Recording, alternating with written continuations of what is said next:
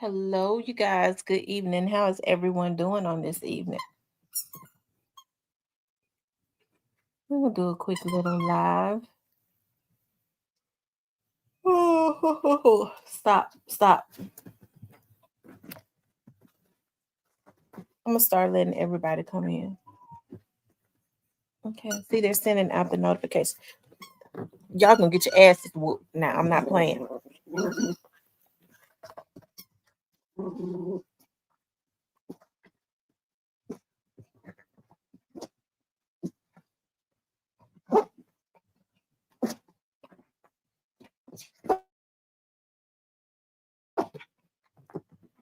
Okay, I see one person is on here.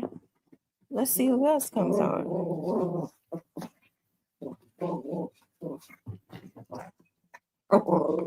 Hey, Miss Kimberly. How are you? Hey, Shan. Hey, Tamara J.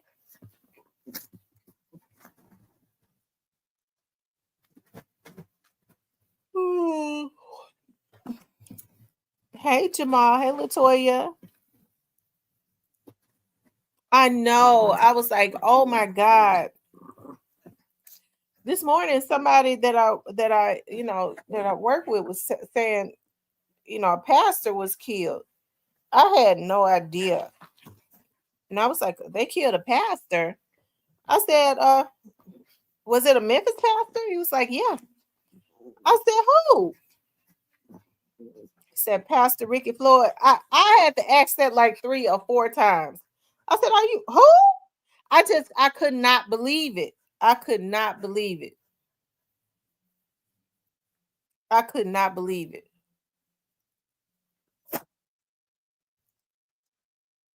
Mo.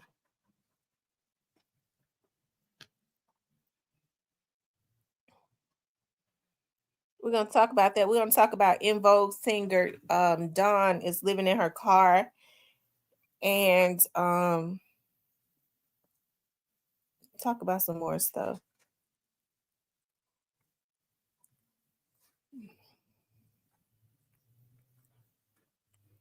But I definitely want to talk about Pastor Floyd. I hate this so bad.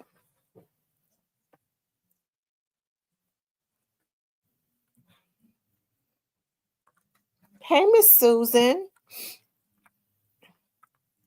Hey, Leo. Hey, Mr. Parker.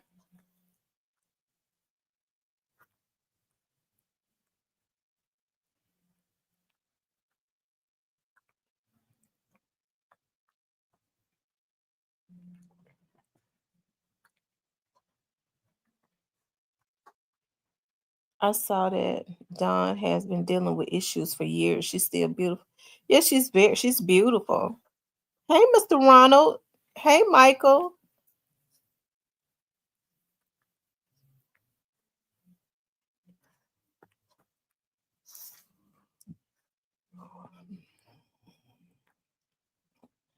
You are. I definitely want to express that you all need to make sure that you're checking your credit and stuff on a regular, checking the IRS to make sure nothing has been filed in your name, um consistently being in contact with the credit bureaus to see who it is that is running you can contact the credit bureaus to see who it is, if anybody is running your information. um Definitely put blocks and codes and stuff on your personal information. Do stuff like that, and once you see that there's been some information ran or people getting things in your name, um make sure you do it with your family. Identity theft is on the rise, right? And unfortunately, a lot of them have set up right here on YouTube. Okay, so just make sure you do that. And when you do that, make sure you file. For if I was you all, I know it's easier to file reports with the FBI online. Definitely file with your local police, but you can file with the FBI also. If I was you, I would go. in person. Okay, and take the, whatever it is that you find that it should not be. Okay. I don't know. I just felt the need to say that. Okay. Anyways, I digress. The real Lil T says, hey auntie, what's up? The real Lil T, make sure nobody has bank accounts in your name. Once your information, because people sell your information, which is illegal. When people go and get use their connects to go and get IDs and stuff in your name, they usually go to other states to open up bank accounts. And when they open up bank accounts, they deposit false checks in those bank accounts. That's how they're hitting leaks now. So what the FBI is going to do is they're going to get the person that's selling the information, because normally when they're caught, they tell on who sold them the information, okay? And then they, the ones that's hitting leaks off of your name, okay? Unfortunately, a lot of YouTubers are scammers, okay? I mean, but that's just, they scam. Okay, so what you need to do is just do that. And if people are running your information, if you see anything that's ran on your credit report, I think I've said this before. You see anything that is like anybody that has ran your credit, any company, and you did not get them permission, oftentimes, if you have like a credit card with a company, they'll do a soft pull, right, to see if you qualify for I guess they want to give you an increase in your credit. They do that from time to time, right? But if you see any company, any bitch that's got a life insurance licenses, okay, any company, anything that is ran on your credit, it's gonna be at the bottom. It's gonna say inquiry, okay. Any hoe that say that she is some type of credit counselor, okay? Any fake ass bitch that come out the gutter that claim that because see, you can fix your own credit. Let me show you how you fix your credit. All you got to do is start paying off the smallest thing to the largest thing. Okay, don't get these folks your social security numbers because they scammers. Make them get a real job, okay? So that's what you do. But when you see that, look at the bottom. I'm telling you all what to do, because identity theft is on the rise. I think I told you all before. I said I'm gonna tell you who the FBI is going after heavily. They're going after these people that's scamming insurance. Okay, they're getting insurance cards and stuff in other folks' names. These doctors and these scammers, and they going after people that are committing fraud and identity theft. I think I told y'all that, okay? Y'all see these doctors have been going to jail. I said that like months back, right? Now y'all see it's coming to pass. Now you get ready to start seeing a lot of these identity thefts, them cracking down on that, okay? Okay, so anyways, let me get back to what I'm saying. Look at the inquiry. So then after you see that somebody has inquired about your credit or looked at your credit report, you have not given them permission, they've made some inquiries, okay? What you need to do is you need to contact the credit bureau. Contact the credit bureau. I know you all think that people you cannot speak with a person. You can. They have people that work at the credit bureau that you can talk to. Equifax, TransUnion, all of them, okay? Usually private investigators have their numbers, because especially when you do reports, okay? So when you where you can speak with a human. But even if you can't speak with a human, file a report. This person, you go on your credit report and say that you did not give this person, is somewhere you can file on there. You didn't give them permission to inquire about your credit. So that is fraud. That's how you start the process. You file a report with the credit bureau. They will look into it. then they will be able to look at who it was or trace back to who it was that has inquired about your credit. Then you go file a police report. You can file a police report as it relates to fraud and file an FBI report. You can do that too. Okay? I'm telling y'all what to do. Okay?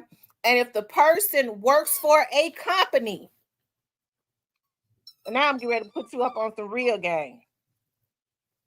If a bitch sitting at her job and she work for a company because she a low-life old ass hoe, okay, and she is using her job to run your credit, look at enter your personal information. Bitch work at a hospital, work for a motherfucking pharmacy company, okay? Now I'm gonna put y'all up on some game. That's Fed work right there. I'm telling y'all now. When I tell y'all something, I be saying it for a reason. Y'all gonna learn to listen to me. I put this into the atmosphere for a reason. File a report. Then file a fraud report with the police department, with the FBI. Go get you a motherfucking lawyer. Okay? Did you hear what I said? You go get you a motherfucking lawyer and you're going to sue their company. You're going to get paid. Okay? You're going to get paid. Bitch going to lose her motherfucking career. Okay? Because they're going to have to, because they don't want no affiliation with that. But it's fraud. And I'm telling y'all, it's happening. And this will be a good time for you to see if I'm telling y'all what to do right now. So not only are they gonna get, they're gonna be looking at some federal shit, because most people that do that, that's because they're into identity theft. But you're gonna sue the company that they work for. Okay? You're gonna sue the company that they work for. Whether it's a hospital, a pharmacy company, or an insurance company, or whatever it is. Okay? I just told y'all now. Anyways, I said that for a reason. Anyways, y'all, let's go. We want to talk about Pastor Ricky Floyd. Okay, let me tell y'all something. When I heard about Pastor Ricky Floyd, okay, when I heard about Pastor Ricky Floyd was hit. Hey, that dude.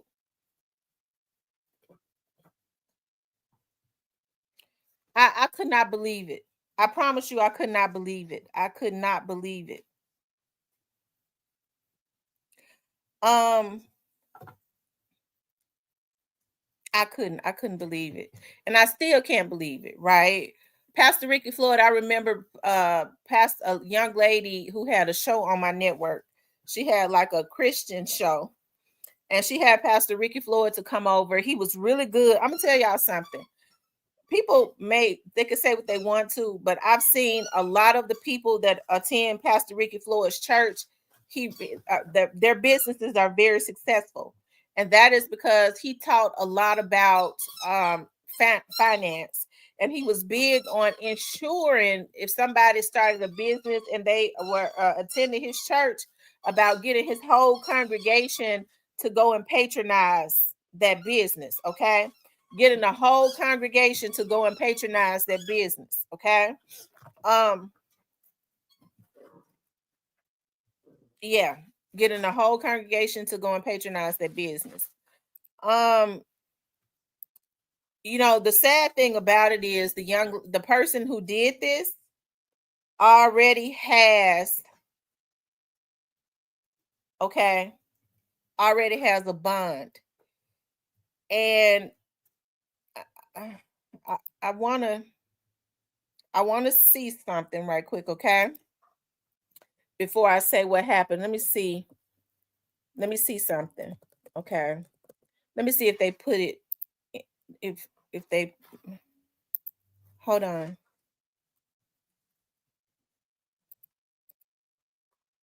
You all make sure y'all hit the like button. This right here really hurt me. Okay. I hate that for Pastor Ricky Floyd. I don't know what his relationship was to the lady. I don't even know if he knows this lady. Um, I don't know.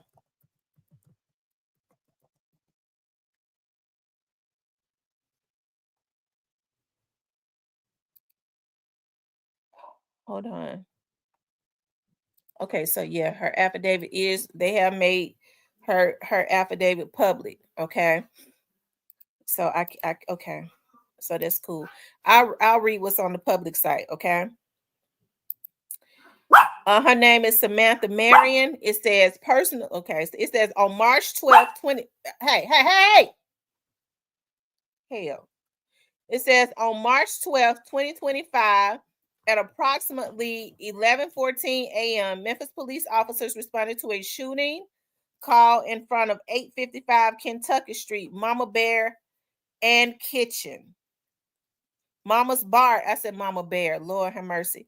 Mama's Bar and Kitchen. Officers arrived and located a male later tentatively identified as Ricky Floyd, suffering from a gunshot wound, lying in the roadway. Memphis Fire Department personnel on scene arrived on scene and pronounced Floyd dead. At the scene at 1:24 a.m., officers located Samantha Marion on the scene, who was one of the individuals who called 911. Officers queried her as to where the shooter was, and she replied that she shot the subject. Marion was taken into custody on the scene. Investigators made contact with witness Keisha Smith and Stephen Newsom, who stated that they had been inside of the business with Marion when they became involved in an argument with Floyd. They advised that Floyd left the business. They proceeded outside. While walking outside, they advised that Floyd returned and became irate and aggressive toward all three of them. The portion of the incident was captured on video surveillance of good quality. In the video, Floyd is seen throwing Marion's phone to the ground and throwing a beer can. He then gets into the vehicle and began to drive away. Marion walks out into the roadway and appears to be recording his vehicle with her cell phone. When Floyd spots his vehicle, exit Floyd stops his vehicle, exit his vehicle, and walks toward Marion. Smith is seen getting between them, creating some distance between Marion and Floyd. Video then shows Marion walk towards Floyd, who begins walking backwards away from her. As he backs away, he is seen falling to the ground and does not get back up after that. Smith advised that Marion shot Floyd in the roadway. Investigators observed one cartridge casing on the scene and what appeared to be a gunshot wound to the front of Floyd. Additionally, investigators observed a black handgun in plain view inside of Marion's 2023 Nissan Altima. Okay.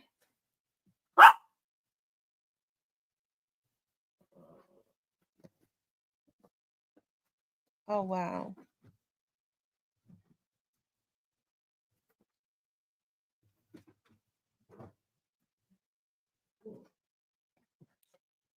Hold on for a minute, you guys. Oh, wow. It says investigators observed one cartridge casing on the scene and what appeared to be a gunshot wound to the front of Floyd. Additionally, investigators observed a black handgun in plain sight inside of Marion's 2023 Nissan Altima, tag number Isaac Sam Kilo Alpha 8, which was parked at the business. Wow. Wow.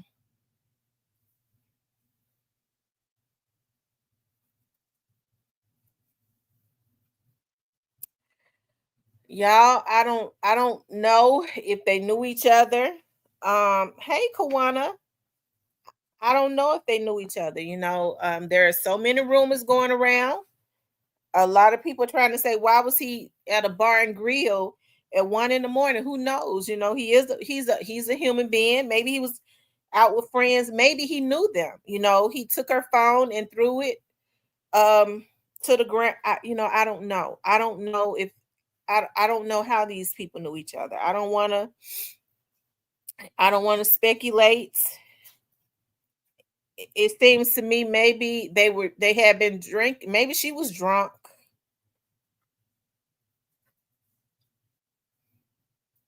Okay.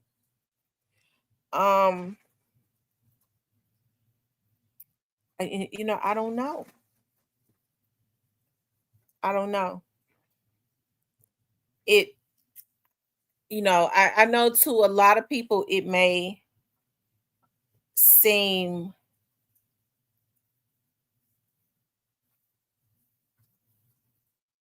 whatever it listen, he was not a threat to her. That's what I kept saying. He was not a threat to her. He was not a threat. So why did she shoot him? Rather, whatever it was, whether he knew her personally or not, he did not pose a threat to her. So why did she shoot him? Why did she shoot him? Yes, he's dead. He's dead. He was a very prominent pastor around the Memphis area.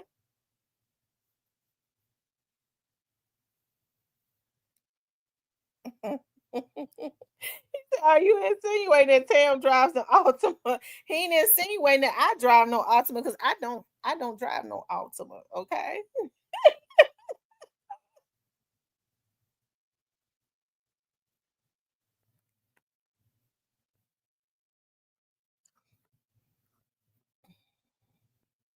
I tell you, y'all, this is hurtful. It really is. It's hurtful.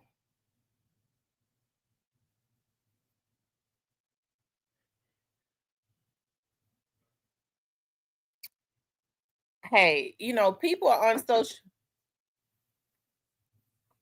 Hold on.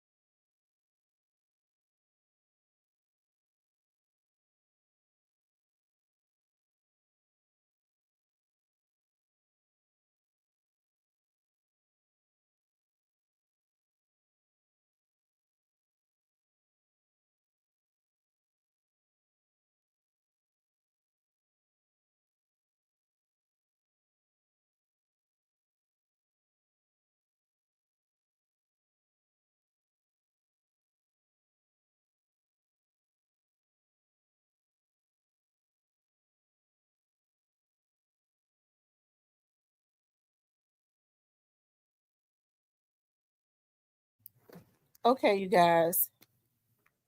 And he just preached that he was the cussing pastor's um he was the cussing pastor's pastor, and he just preached at his funeral.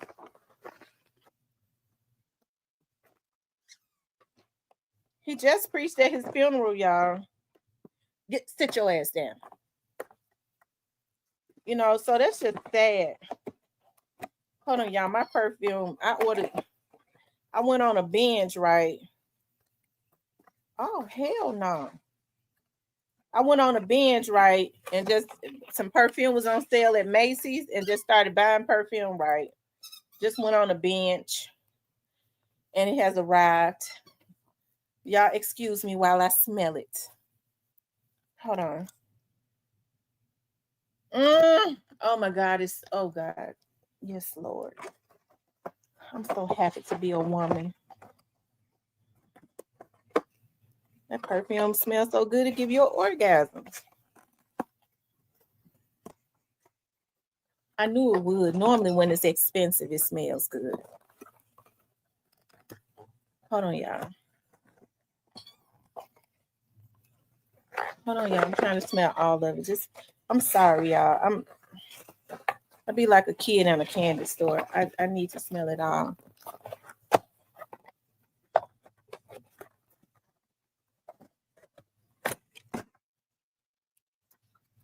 Woo! Lord, that smells so freaking good. Hold on, y'all.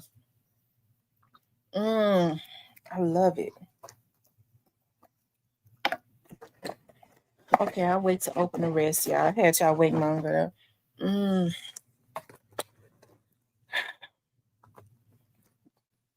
That dude said, Mr. Parker, I love Tam in the chat. I wish we could have a 4-hour chat like before. We have fun in here.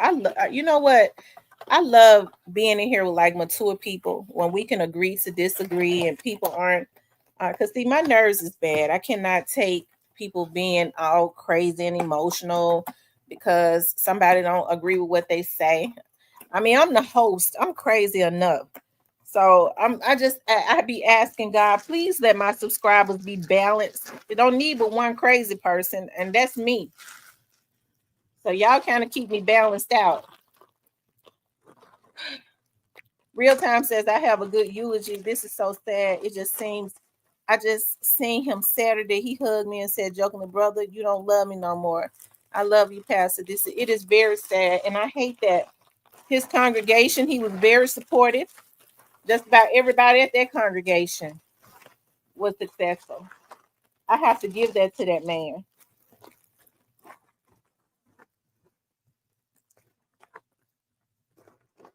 I have to give that to him. And that's the way it should be when you have a pastor that is consistently teaching classes about how to write grants, how to be successful in business, how to invest your money, ensuring that his congregation goes to the businesses of the business owners at his church to patronize them so that their businesses can be successful. That's the type of stuff that you want when you don't have a covenant spirit, when you want to see wealth generating in your church, right? So, this is just sad. And I was looking at today when I first heard about it back in January or February of last year. He was talking about all of the homicides and how things are out of control. And he was like, people just don't have love or respect for each other anymore, which is just so sad, He was talking about that, and it's just, y'all, I hate this so bad. I do. The idea that, Thaddeus was pastor, and he just preached at Thaddeus. But Thaddeus was just buried Saturday, and now today somebody has killed him. But my thing is, why did this lady do this? Now he threw her beer cans. Was she drunk? Hell, beer don't make nobody go out and kill nobody. See, oh shit. See, I'm sick of people. Oh, that smells so good. Y'all ordered me some y'all know I have to tell y'all as I open my stuff. But it jumped all over me. I'm glad I don't have to go nowhere today. No, well, nowhere else. I ordered me some turmeric. Is it turmeric and vitamin C hand and feet cream? Oh my god, it smells just like fresh lemons. It smells just like fresh lemons, y'all. So I did that though because I popped it open with my finger instead of just stop being impatient. And it popped up all over me in my face and everything.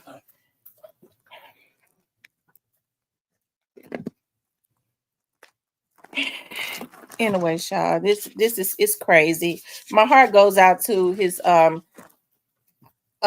family. I know his daughter-in-law, Brittany. He loves his grandkids so much. It's just sad.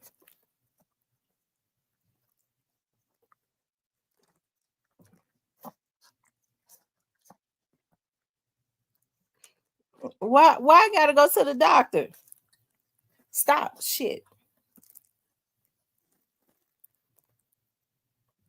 That dude said, Mr. Parker, that was back when she used to StreamYard. Those days are long gone. Said the cussing pastor would have gave us the whole rundown on what happened. R.P. Thaddeus. Well, that too, but it seems to me that the affidavit is telling quite a bit.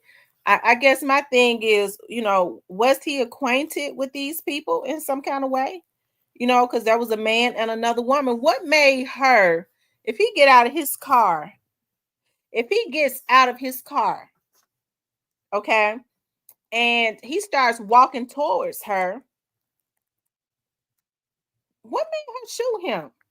He was not a threat to her. He was not a threat to her at all. So why would he shoot her? I mean, why would she shoot him and kill a man? And then she was the one that called a damn ambulance. What's she gonna try to say, that she made a mistake and discharged the gun? It seemed like me she wanted to try to kill him.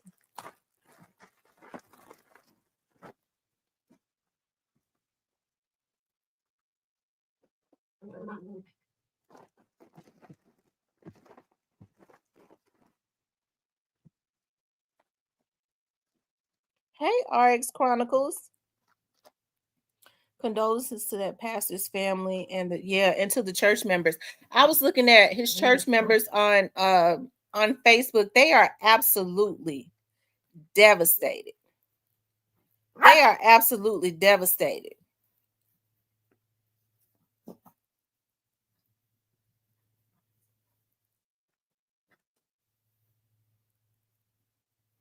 Yeah, they are. They're absolutely devastated. It's sad. I want to pull up something, you guys. Hold on one second.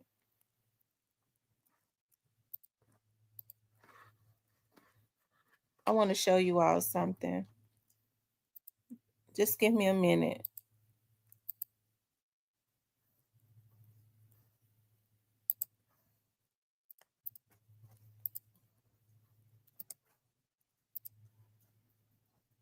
I didn't think I was ready yet until I started seeing benefits everywhere. Join AARP now. That's so true, For access Kawana. to exclusive benefits, plus find resources for retirement planning and understanding Social Security benefits. So I got to stop. I signed up. Join today for just $15 for the first year with automatic renewal. And that includes a second membership free. Plus, you'll receive AARP the magazine and this free gift. Call or go online today. First at 5 on your news leader. Many in Memphis are grieving and mourning tonight after a deadly shooting. Pastor Ricky Floyd, a community leader and the pastor of Pursuit of God Church, was shot and killed outside Mama's Bar and Kitchen in South Memphis. Good evening, and thanks for joining us. I'm Greg Hurst. Hello, I'm Stephanie Spurlock. The shooting happened overnight at the restaurant at Kentucky and Crop.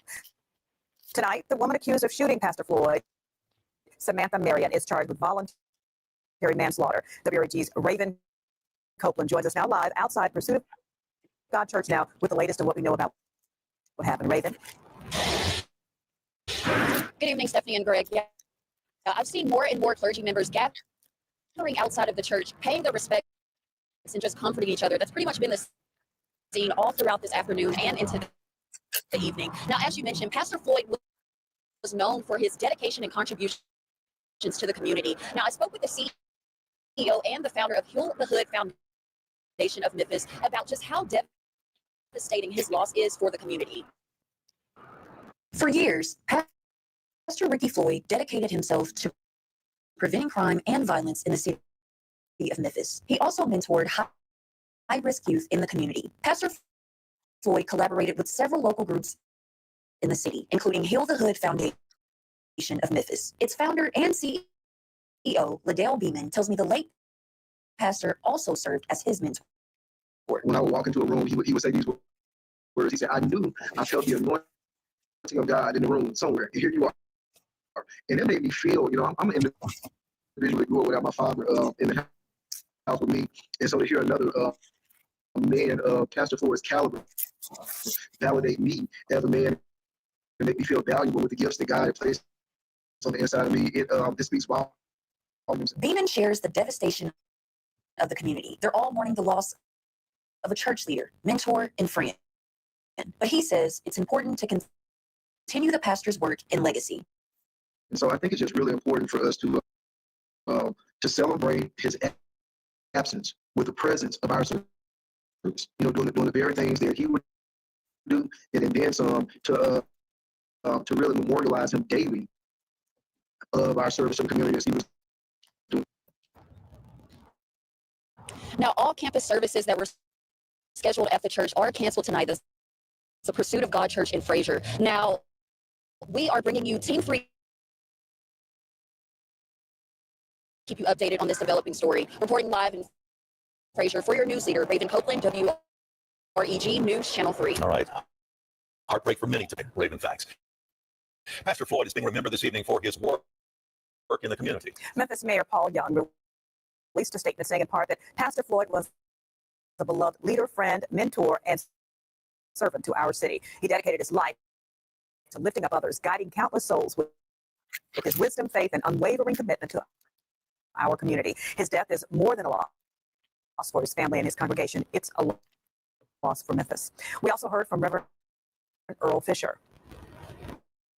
To all those in Memphis and Shelby County and throughout the country and throughout the world that had the chance to encounter this brother's life and ministry. So it's definitely a time to mourn. Funeral arrangements for Pastor Floyd are pending tonight. His church, Pursuit of God, asked for the community's patience and understanding as they make the necessary arrangements to honor his life and legacy. We'll have more on the death. Yeah, this is ridiculous. Why did that lady do that?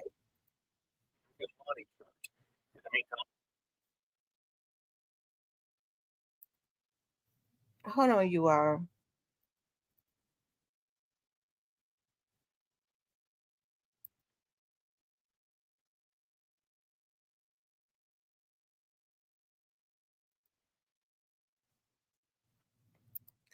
You guys, this lady already has a bond, okay?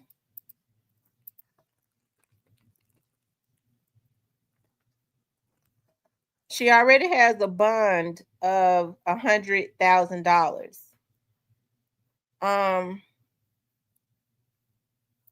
Hold on 1 second.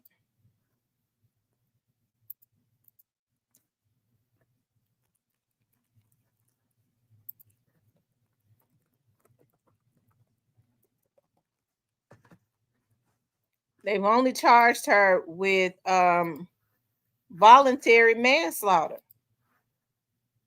They've only charged her with voluntary manslaughter. It seemed like to me she should get second degree. He was not a threat to her. They've already given her $100,000 bond, which means she'll probably be out soon. All she got to come up with is $10,000.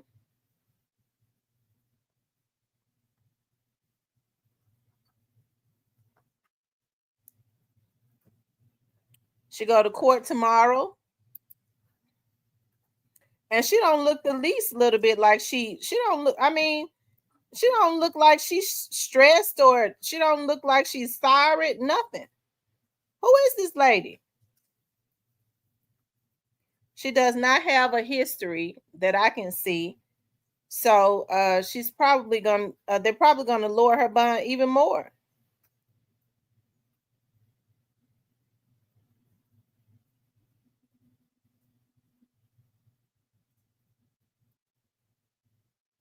Okay.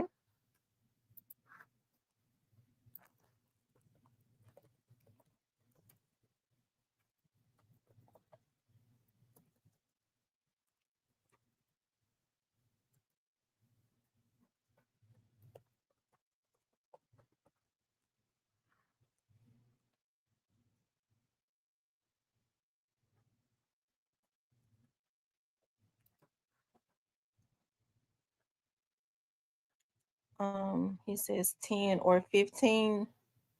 Real time says, what's the difference between voluntary manslaughter and second degree murder?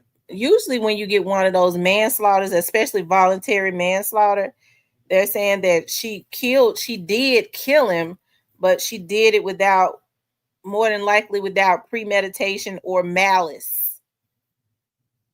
It wasn't premeditated and there was no malice in doing it. I don't know how in the hell they can decide that based on what she said. Him just getting back up out of his car, he didn't have no gun. She went towards him with a gun.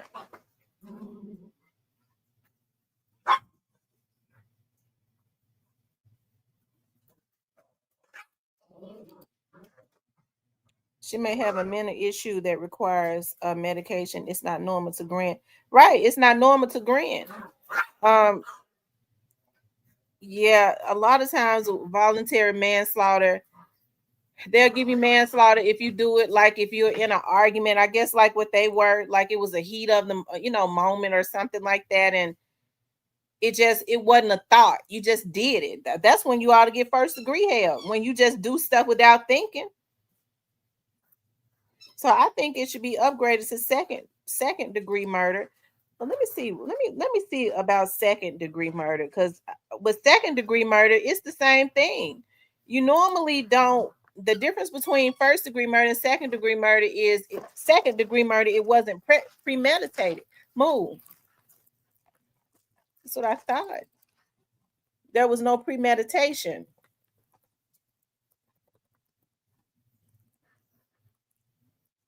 That's what it says. An intentional killing for second degree murder that is not premeditated or planned.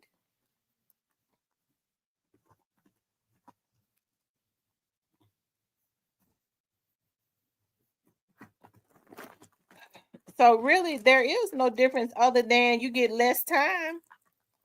They should have. Why didn't they just give a second degree murder, and they should have just gave a second degree and let a lawyer work all the rest of that shit out? But they immediately just gave her the lesser charge, and it's obvious she killed this man for nothing. Hell, you can't kill nobody just because he take your phone and smash it down on the ground.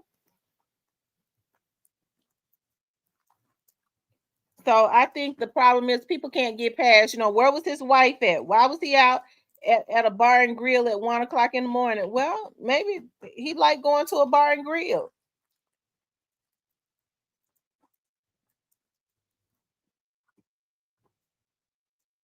Real time, it don't look like to me. Let me see how much time you get for manslaughter. It don't seem like to me she probably ain't gonna do no time. Voluntary manslaughter in Tennessee.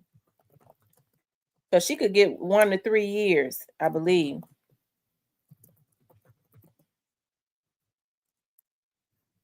Okay, so she could get, it's a class C felony, and she could get 3 to 15 years.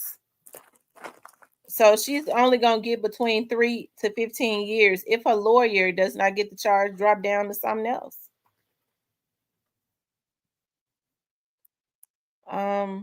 What's lower than manslaughter? Reckless? Mo. The place look like it's good food.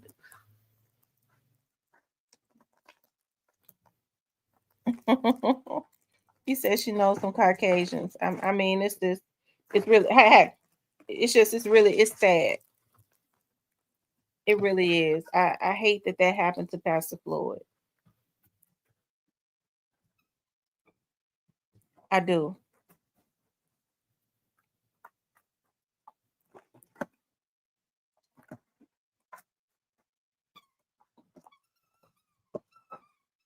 Yeah, you're right. Involuntary manslaughter probably carries a lesser charge. Let me see.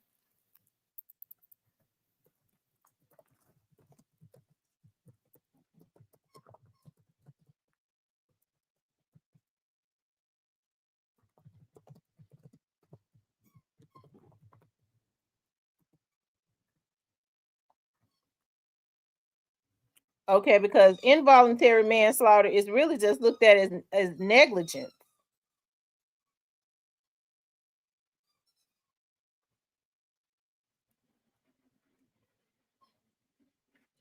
Okay, so they're saying the involuntary manslaughter means that they didn't have the intent to kill.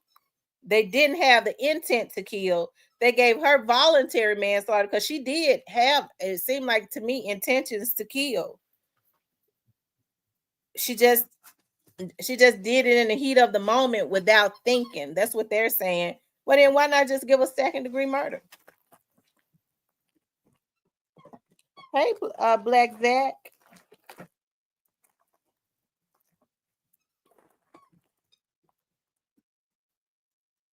I've been really good.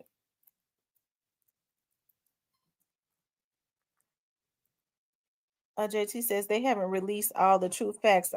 No, I don't think they've. It's gonna come out. Whatever it was, it's already out. I mean, the police already know. I'm sure she has whatever it is that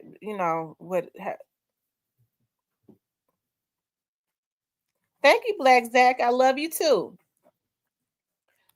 I'm sure she has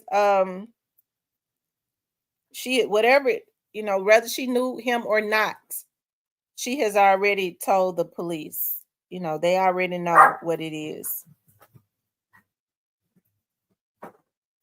So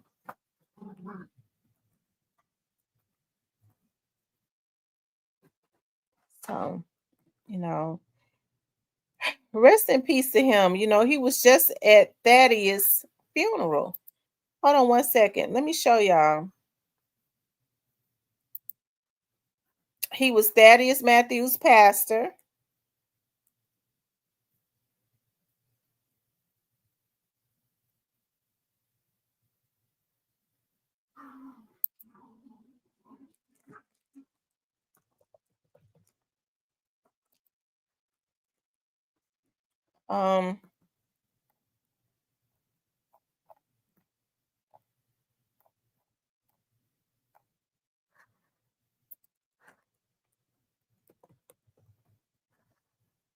Y'all make sure y'all hit the like button for me. If you haven't hit the like button, please do. Let me see.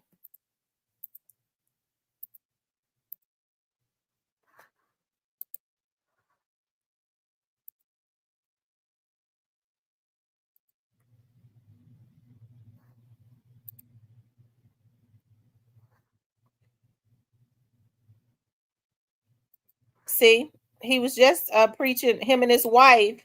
That's him and his wife at Thaddeus' funeral this past weekend. That's him. That's his wife right there.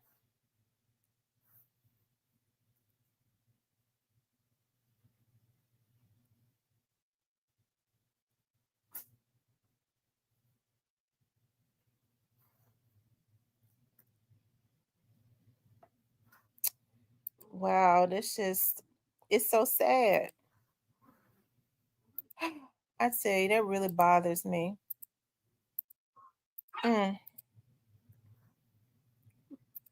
Look, there he is right there after preaching. That's him right there at Thaddeus' funeral Saturday. Like I said, that was Thaddeus' pastor.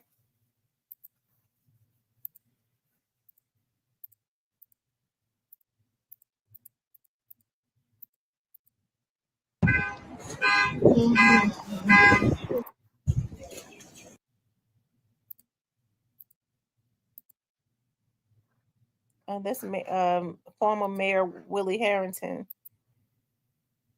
Yeah, he was clean on him, I tell you. Lord have mercy.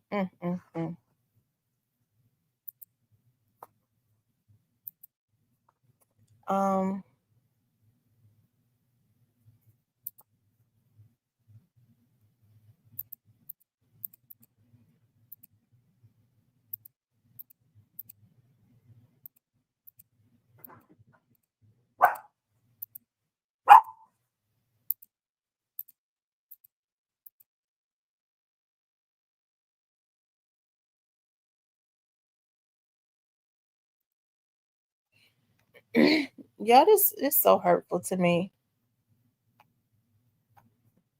The more I think about it.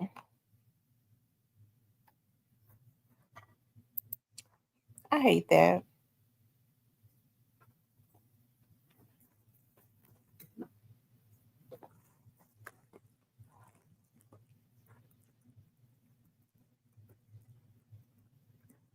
Wow, he said Thaddeus did it all his way. Wow. It's really sad. Why did she shoot him? That's what I can't understand. Evidently he knew her. He driving away, he get out of his car. He's walking towards her. Did she shoot him because she was mad because he took her phone and threw it down to the ground? He took her phone and smashed it because she was recording him. She was recording him. Now I don't, you know, I don't know. She was recording him as he walked away. And he grabbed her phone and took it and threw it and smashed it on the ground. Who knows what she was saying to him as she was recording him as he was trying to leave, the bar and grill.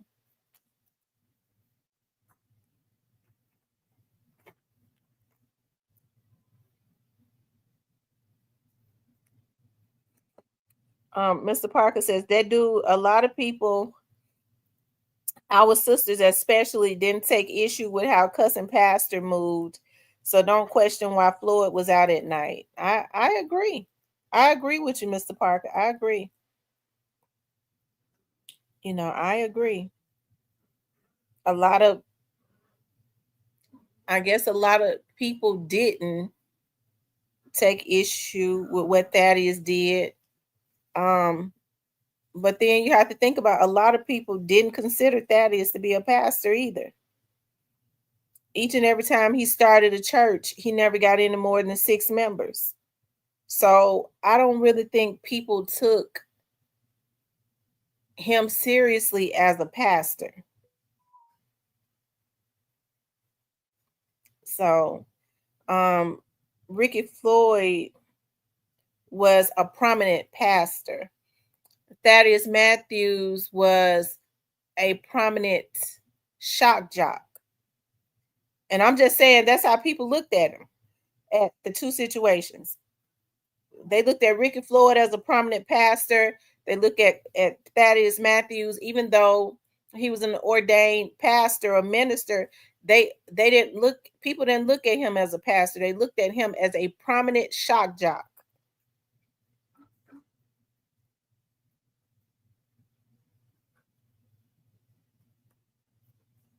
No.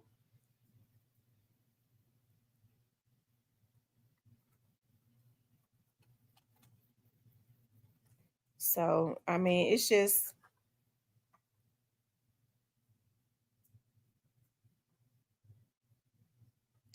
it's sad. It really it is. It's sad.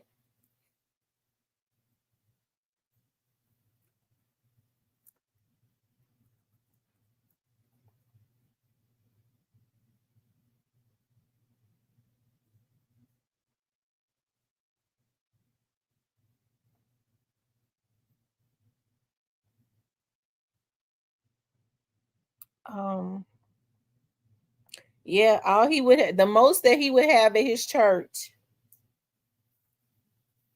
was 6 members. So, like I said, I don't think a lot of people really took him seriously. But like I said, as far as with Ricky Floyd, he was a prominent pastor. And I have to say this because I witnessed this. Ricky Floyd definitely made sure that the people that had joined his church, he taught them about financial literacy, and which more pastors should do. And he made sure that their businesses flourished. He made sure he got his congregation to support everybody in his church that had a business. He promoted that and he made sure that happened. A lot of the business owners in his church seem to have flourished up under him. I witnessed that with my own 2 eyes.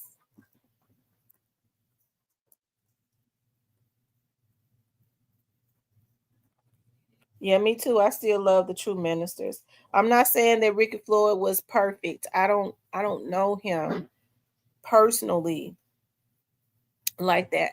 But what I do know is that based on what I just read, she didn't have no reason to kill him. I'm still trying to understand. Get your ass down off of her. Get off of her back. Hell. I'm still trying to understand why.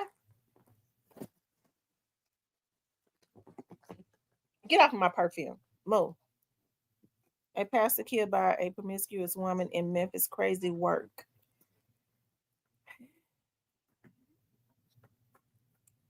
Beverly Jones says things evolving and people not coping well. Well, I mean, in the affidavit, it didn't say that he knew the lady. I mean, do y'all think that he knew the lady?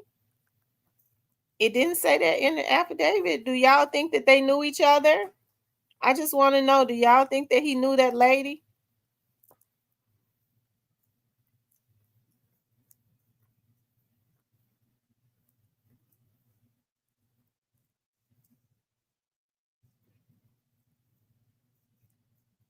I want to hear what you all got to say. It's 138 people in here. Travel, I wonder. I don't know, Travel. I wonder if they did. Do y'all think that he knew that lady in any kind of way? I'm just saying maybe she was one of his church members.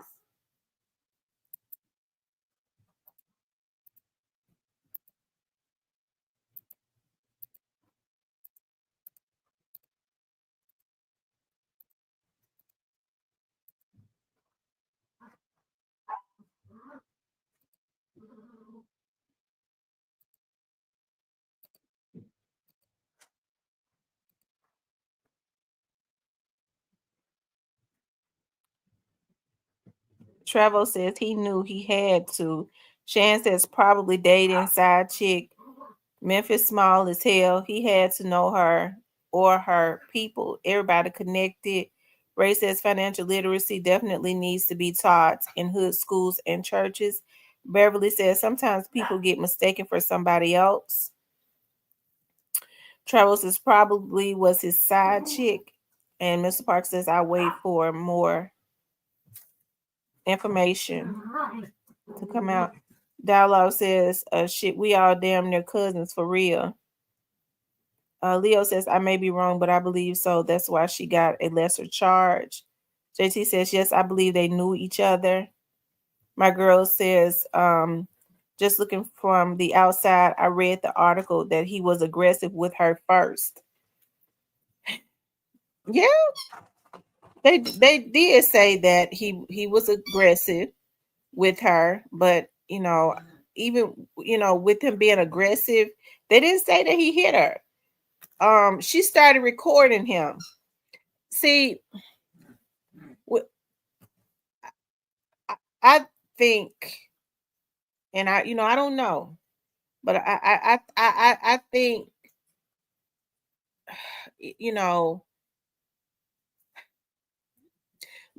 she decided to start recording him, right? And no telling what she was saying, she started recording him with his phone. They get into it, and he starts walking off, and she's, after them being aggressive and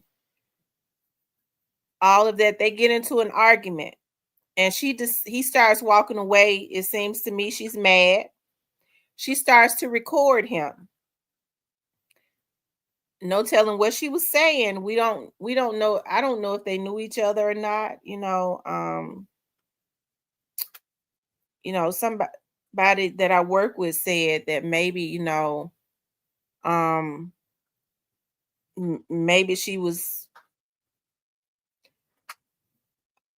planning to try and distort his image or something like that. I don't know. We don't know. As she was recording him as he walked away, right? So he turns around and grabs her phone and smashes the phone to the ground. and he breaks the phone. Okay, so he walks on out and go to his car, and she comes out behind him, and then he stops in the middle of the road and get out and walk towards her. And then once he saw her pull the gun out, he started backing up and she shot him. I mean, it's weird. It is, it's weird. But hey, who knows?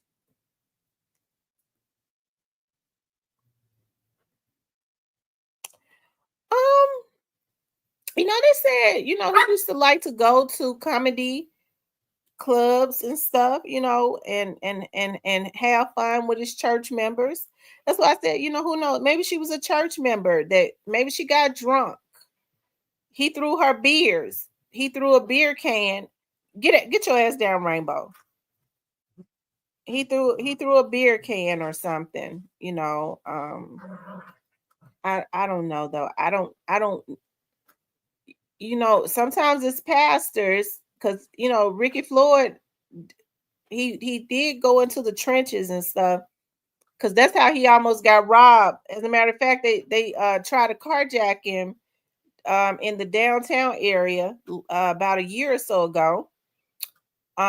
He always went into like areas and start getting out trying to minister to people. Maybe he didn't know them. Maybe he was trying to minister to the young lady. You know how pastors are. Maybe he was. These are people he just met, and he started trying to minister to her, and she got angry. What y'all think? I don't know.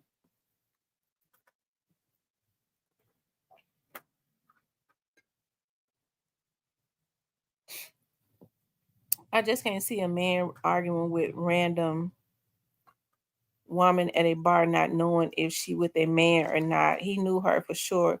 Question is, what was they arguing about?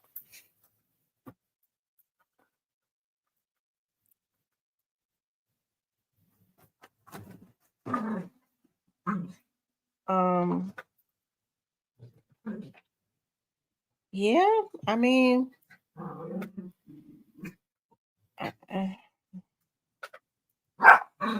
there was a man there. It was three of them. It was a man there that got in between both of them and separated them.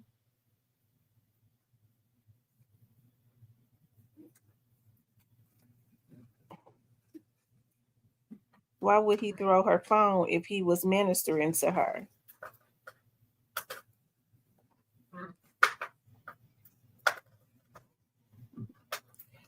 Well, they say she started recording him. And as he was walking away, she was walking behind him, recording him. And he turned around, took her phone, and threw it to the ground. So,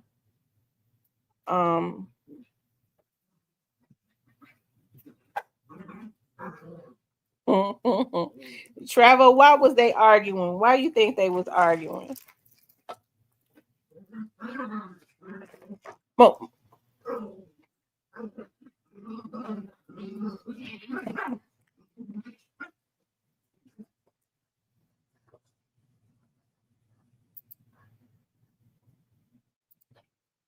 y'all make sure y'all hit the like button.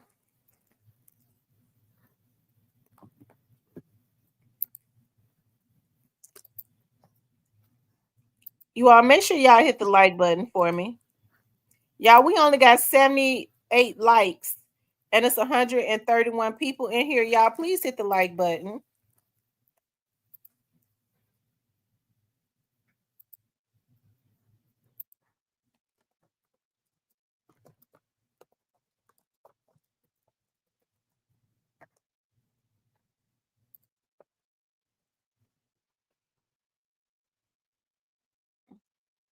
Y'all, we don't even have 100 likes. See, I run the likes up. It helps to kick the video into the algorithm, okay?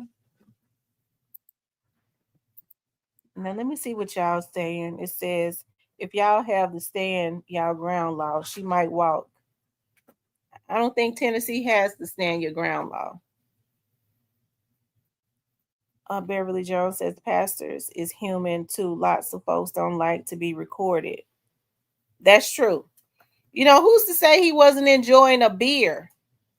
You know, maybe he drink beer or wine, you know, and she probably said, you know, maybe he didn't know her. She said, you supposed to be a pastor and you drinking beer. I'm getting ready to put it on Facebook. I mean, you know, people do stuff like that. This could have been somebody he was having a conversation with. She might have got mad. You never know. She might have propositioned him. And he started saying, you know, I'm a pastor. And she said, you supposed to be a pastor, you drinking beer? And started trying to record him. And he started walking away or something. I don't know. Like I said, you know, one of my coworkers had a different scenario. Okay. He said,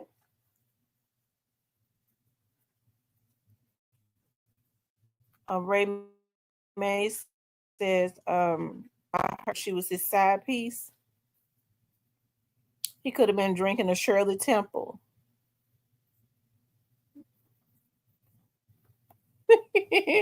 She says my pastor drinks beer. Yeah, some pastors. Yeah, I mean, I guess a beer or so. She said, "Don't sound like a good story."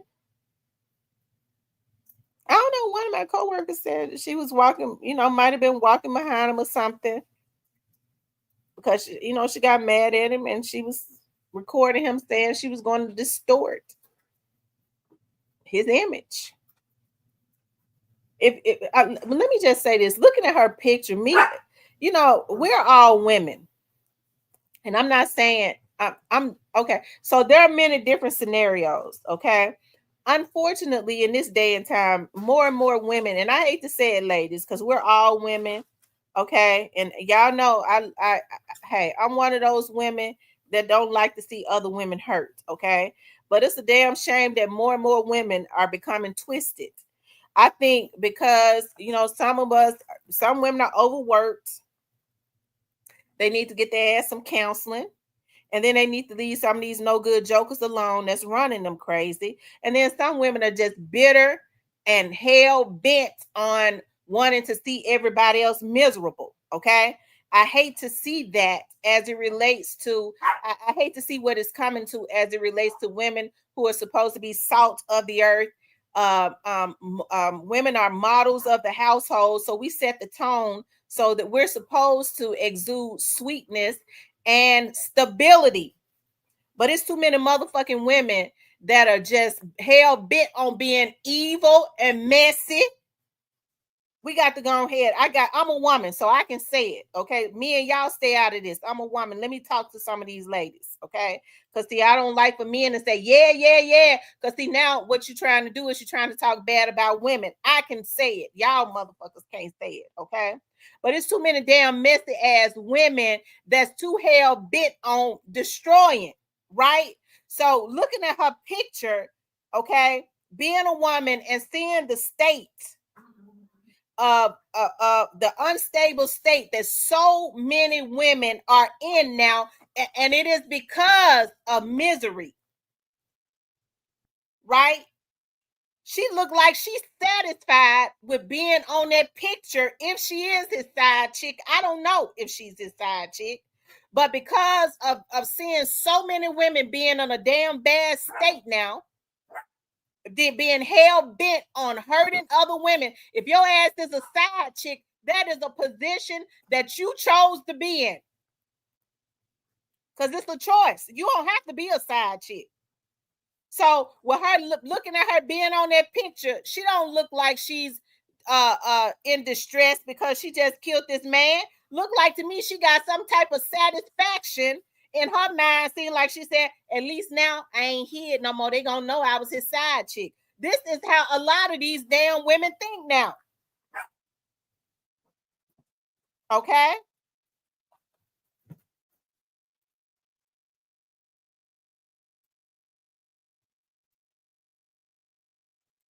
She seemed like she's satisfied.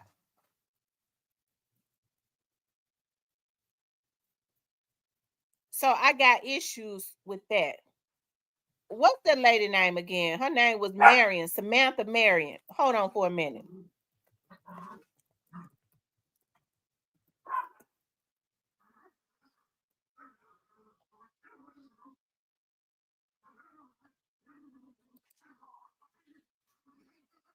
Who she danced for? They say she a dancer. Who she danced for?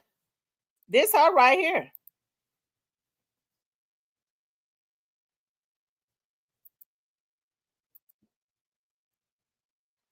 Her ass is too old to be dancing. They say she 43. You might need to add 10 more years to that because she don't look no 43 to me. She looked like she couldn't go for under 50. Okay, she done had a hard life.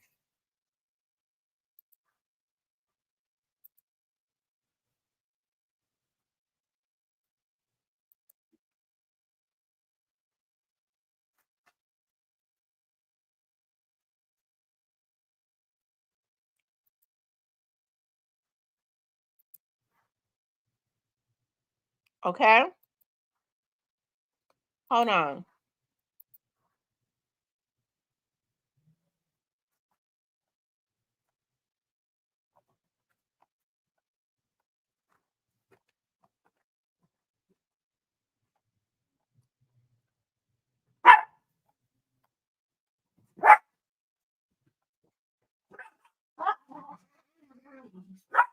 I guess she ain't on Facebook. Hold on. She don't have a history, but hold on, y'all. Hold on. She don't have a criminal history. Of course, I'm not pulling up no personal histories of hers. I don't do stuff like that. Hold on. Well, I ain't gonna show it. Hold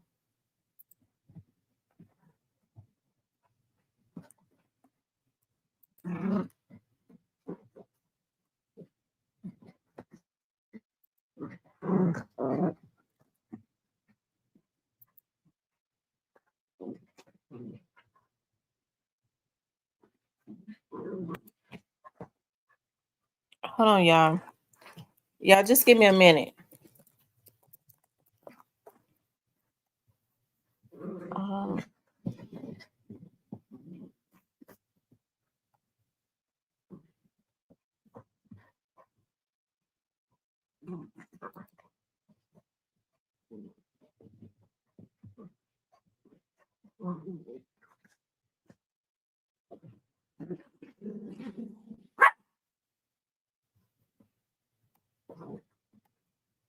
Hold on, you all. Okay, I see she used to have another last name. Hold on for a second, y'all. Let me just look at something. Just give me a minute. I be hating to have y'all on hold while I'm looking at something. Hold on, just give me a second. I'm trying to see something.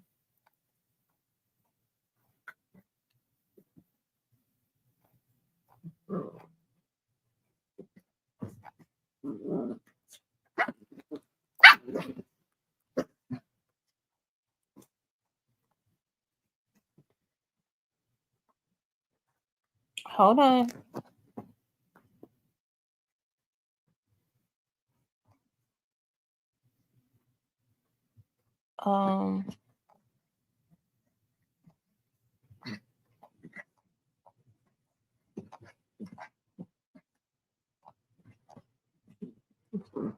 Okay. I don't look like she might have had another last name at some point and got a divorce or something. Ray Brown says a little midnight creep maybe. She thinks she did something but only got an arrest warrant. First lady getting it all. He got Pastor Floyd bought all their property. Okay. He bought all their property. He was into financial literacy. His wife gonna get it all. What she get? She gonna get some damn jail time, grinning and all.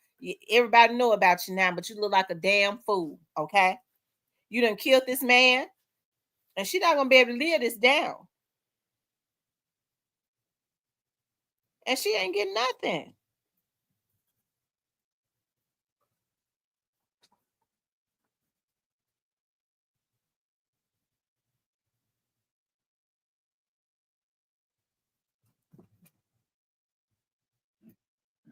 Okay.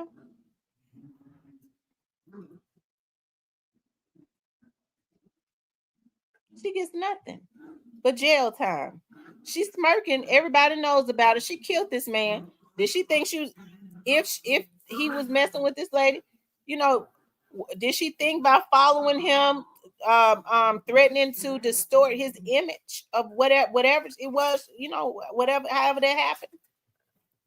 What did she think? You know, she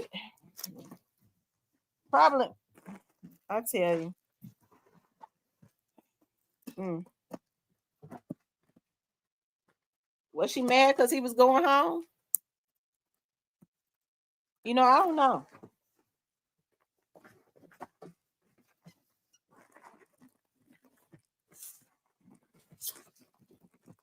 But child, you know, Ricky Floyd was into the, you know, he was making money. He had obtained a lot of financial wealth. Looking at this lady's address, if she was a side chick, what did she gain from it? I don't recommend nobody being a side chick. You better than that. Don't be nobody's side chick. That's number one.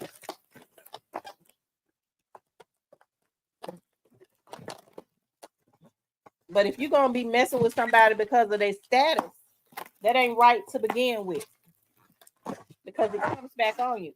You could at least make them upgrade your fucking address. Okay.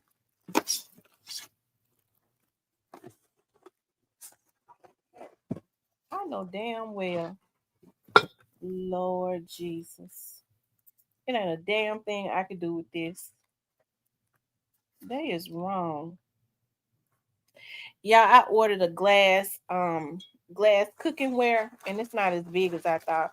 Y'all know I like glass cookingware. It's so little. They wrong. But I can't do nothing with it. I thought it would be bigger. That's okay. I'll just order a real big one. I'll keep this one, order a big one. Now I'm weird. I have glass plates, glass everything, glass. Now I'm starting to buy glass cooking stuff.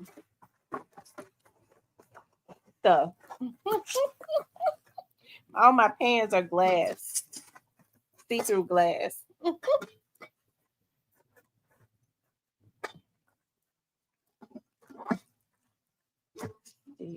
um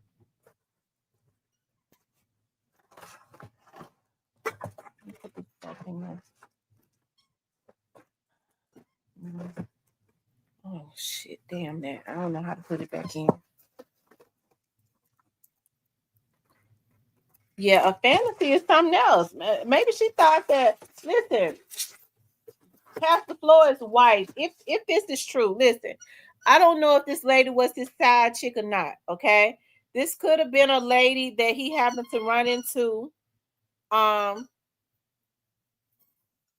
lady that he happened to run into, or something that he started ministering to. Maybe it was a church member that, you know, that he kind of mentored to as a daughter, because you know a lot of pastors mentor to you know, some of these young ladies at their church, and these young men, and they call them their daughters and their sons, you know, in Christ.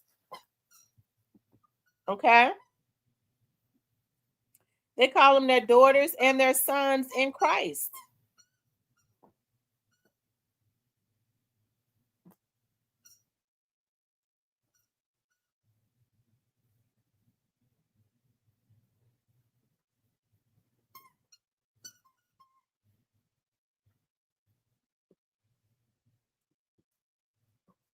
So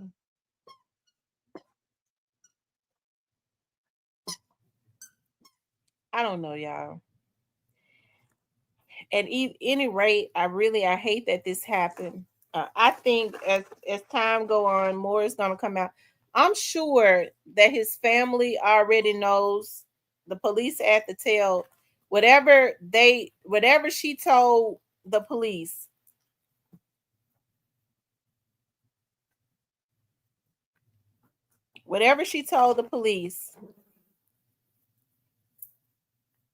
the police has told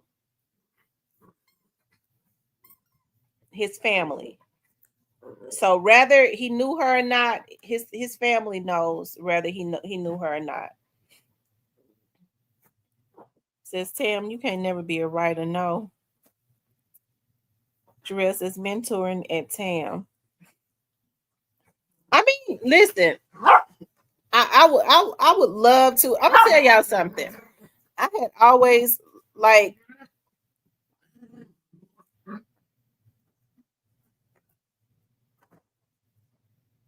she might be like FCM and when I know the streets and the real ones, we'd rather you dead than in jail. What we was taught. She was low level. She has it, like I said, it's almost like they're basically trying to let her go free. They're fixing it. It looks like where she don't do no time. I would be surprised if she gets the max. I don't believe that she will. She does not have a record.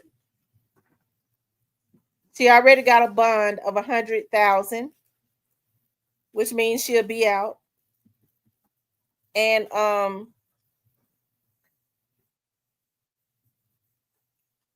I'd be surprised if they give her more than 3 years. If they don't drop the charges lower than that. They might hit her with negligence.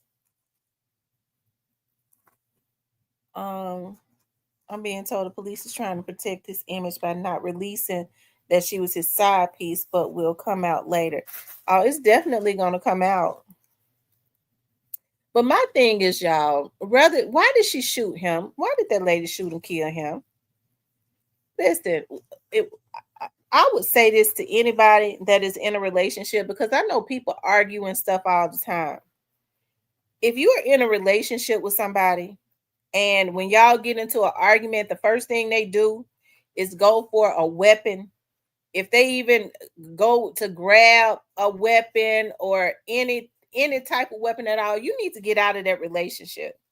Because when you're arguing with somebody, I don't care. First of all, I know people be in unhealthy relationships that are just toxic. Because anytime you're in a relationship and y'all cussing each other out, calling each other bitches and hoes, that's just too much toxicity. There is no respect in a relationship. You don't even need to be in that relationship. I would never be in a relationship with somebody and we're calling each other bitches and hoes. First of all, if it gets to a point of being called names, you stupid motherfucker, you motherfucker, I'm gone. You call me a motherfucker? You calling me a motherfucker? I'm your woman. No, I can't be with you. That's disrespectful. So when it starts getting to that, you ought to be out the door. But unfortunately now, people are stabbing each other. They're going, when they get mad, you got men. He get mad at his woman, he going to get his gun. What you going to get a gun for a woman for? For your woman for? It don't make no sense. A woman, she grabbing for something to hit him. I mean, when it gets to that point, y'all need to go ahead and just leave the relationship. When it gets to a point of disrespect with verbal disrespect, it's time to get out. It's not going to work because there's no respect. There's no respect at all. And I think that's why things go as far as they go in relationships. You know, they go, well, how did he end up killing her? She killed him because it was toxic from the beginning. They was already cussing each other out. They was already fist fighting. There is no respect. And when there is no respect in any type of relationship, it just goes further and further and further and further down the rabbit hole.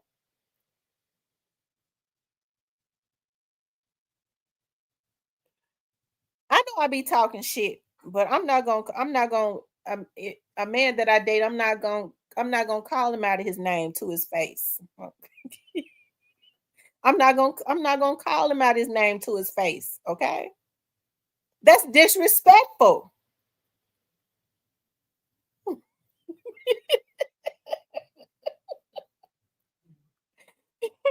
Oh my God. I'm not gonna call him out his name at all, y'all. I'm joking. I'm not gonna cuss him out. I'm not gonna call him out of his name at all, you guys. Period. Not to his face and not behind his back either. Okay. You know why? Because I don't want to open up the door for him to think that he could start cussing me out. Right. You start calling each other stupid MFs, and I would never even want to be in nothing like that.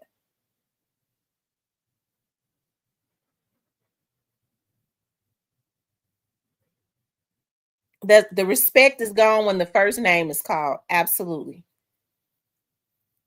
The respect is gone when the first name is called. Some women, cringe. Like they ain't made for that. So they get with guys, and as soon as he gets mad, they have arguments. She kind of frees up because she knows what's gonna happen. First thing he's gonna do is start calling her bitches and hoes, and she can't handle that, right? So she don't want to push him to the point of doing. I ain't gonna say nothing else because little Bookie gonna start calling. He gonna cuss me. Whereas if you can't express yourself without little Bookie sis ass getting mad, you need to go ahead and leave him. He's already emotionally unstable, right? There's no emotional stability. You got a lot of women like that too.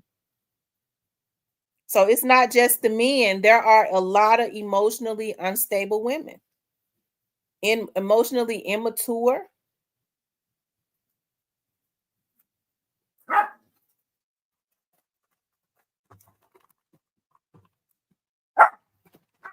And if it's any type of substance involved, even right. If he's an alcoholic, as soon as he get mad, I'm gonna tell y'all something. Y'all are ruining y'all's children. When I used to go and counsel with the juveniles that had committed all of these heinous crimes over at Jail East, when they was housing them at Jail East, that's what a lot of those young men would say. That when they hated the weekends, because on the weekends they know that on Fridays their daddy got paid. They knew that daddy was gonna go get some liquor, and when he got drunk, he was gonna start beating on their mama. And because they was little, there was nothing that they could do about it. And so what they do is internalize a lot of anger. These women gonna have to stop having Tom, Dick, and Harry around their motherfucking children and traumatizing their kids. Okay? Because they want a man in the house. I mean, he ain't really no man. If he beating up on you, he ain't doing nothing for you. But even if I would want to provide peace for my children, even if I had to go live in a damn box. So what you do is a lot of these boys are internalizing this anger because even at an early age, his instinct of pride and being a man that's supposed to be a protector kicks in. So if he see his daddy or some man beating his mama and there's nothing that he could do, he internalizes that and it turns into anger. So why are these women having all these different type of men around their house? Hell, Lil Rufus ass ain't never been shit. Okay? She talking about he a drug boy. What he be at home all day. What is he selling? He's smoking. He been smoked up his own supply. He smoked the last 5 years ago. He a damn crackhead. So why do you have him in your house around your children disrespecting you? Okay.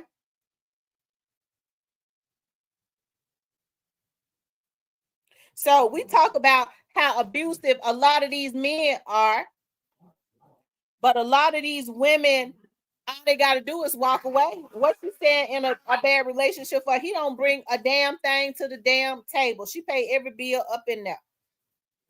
So why is he up in her house? So all she doing is traumatizing her children and letting all of these unhealthy situations traumatize her kids. Okay, my kids say to me all the time, "Mama, we never saw a man at our house growing up. They saw one man come there and they saw his ass leave. Okay, they saw him leave because I was never going to take a man into my damn bedroom for my kids to wonder what I'm doing in a bedroom, in a locked room, and I had little girls. I was the model of that household. I knew I wasn't married, so why would I let my girls see that? But you got women now who have, they call themselves that my man coming over. They going all in the bedroom. The house ain't big as nothing. So that kids and shit can hear them making all types of sounds and stuff, having sex and stuff. She's screaming and hollering, and her kids can hear that. Right? Which is a darn shame. So a lot of these kids are already exposed to too much stuff. Hell, what she screaming and hollering for? Lady, you done had 7, 8 kids. Your ass is wore out, so you don't feel nothing anyways. So the only thing you doing is traumatizing your damn kids. Okay?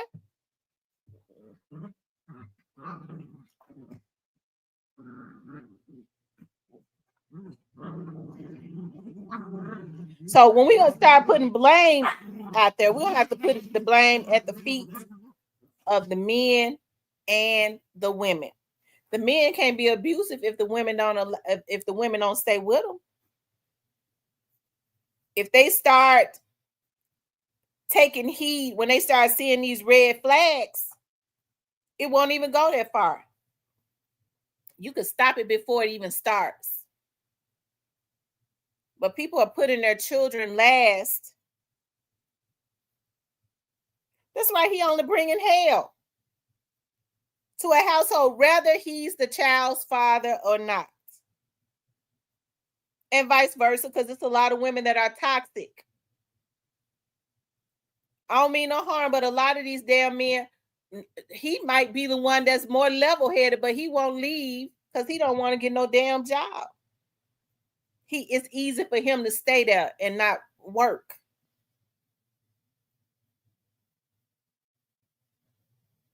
And so nobody's thinking about the kids. And so when we have traumatized kids grow up to be what? Traumatized adults. Right? So that's why I say something has, we got to change our mindset too. Now, I don't know if this lady was Pastor Floyd's side chick or not. Okay. I just don't want to, I don't want to, I don't want to, because I like Pastor Floyd. I do. I like what he was doing in the community. I've had the opportunity. Pastor Floyd has been over to my studio. He's been on he was on my network, and he did such an awesome job. He came to the young lady's show, and after he was on her show, he preached the word on her program, and then he turned around and after he preached the word, he turned around and gave her a donation for her show. That was a blessing.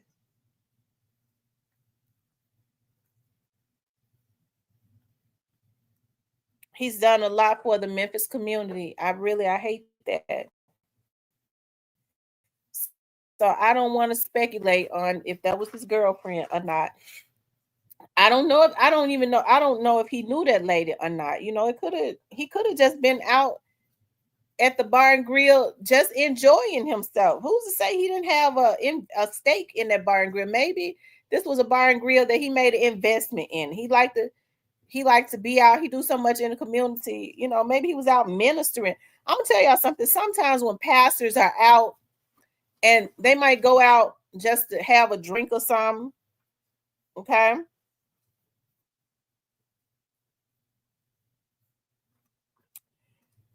They might go out to have a drink, and pastors like to talk. So they get to talking and ministering to people. Before you know it, it's 1 o'clock in the morning. So I don't know. I've heard people on Facebook say that he was absolutely 100% faithful to his wife, and that was not his side chick. These are people, you know, that went to his church. They said, I've been seeing them say that he was faithful. People don't know the real story, and he was not out doing anything wrong. Okay. So I don't know. I do know a lot of people hurt. They are. A lot of people are hurt.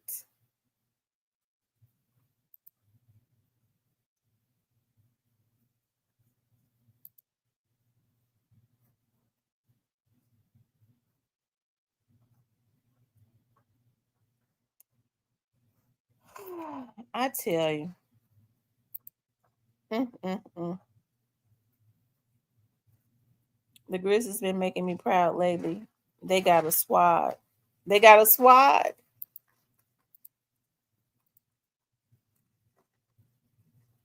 You all make sure y'all hit the like button.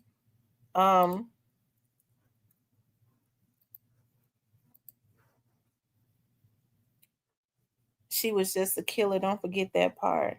Ain't nothing open past midnight but 7 to 11 and legs.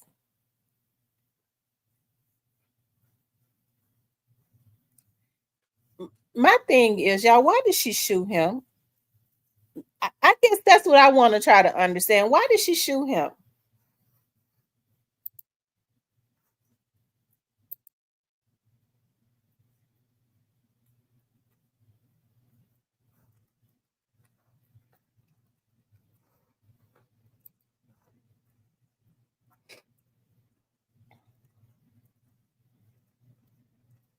Because he was not a threat to her. He was not a threat.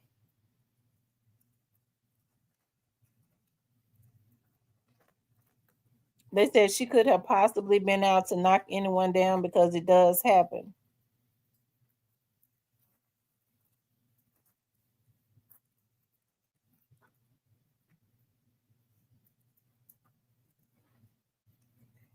I hate she did that, you know.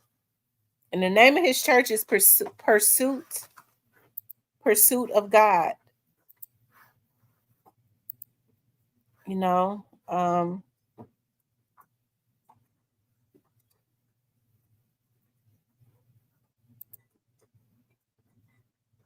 hold on.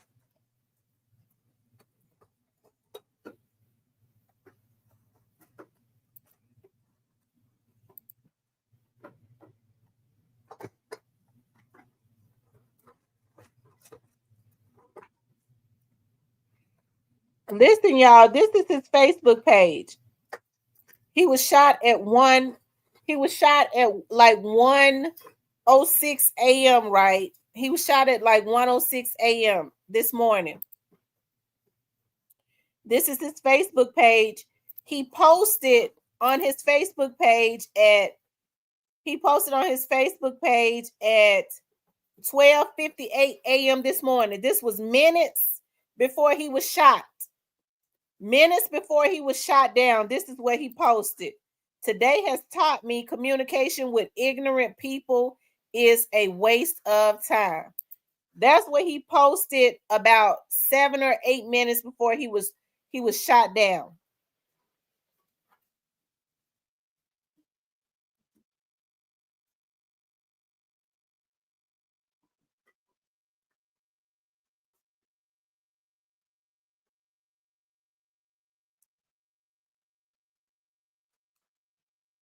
So, I mean, he was there. He was out there at the bar and grill when he posted that. Today has taught me communication with ignorant people is a waste of time. So maybe it was, you know,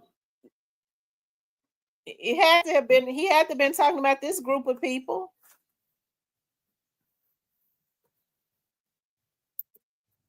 And then he posted at 10:23 p.m., please inbox me how I lost you and how can I win you back.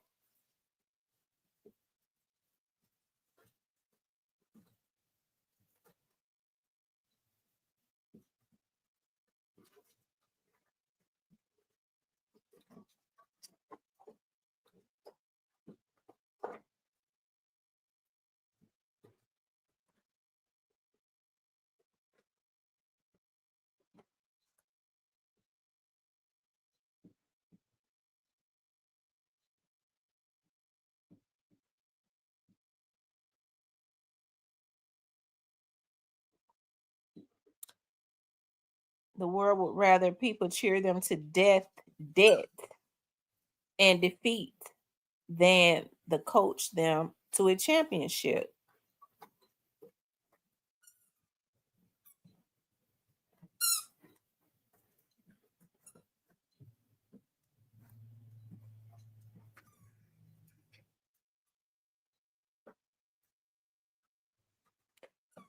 I mean, he was consistently posting on Facebook.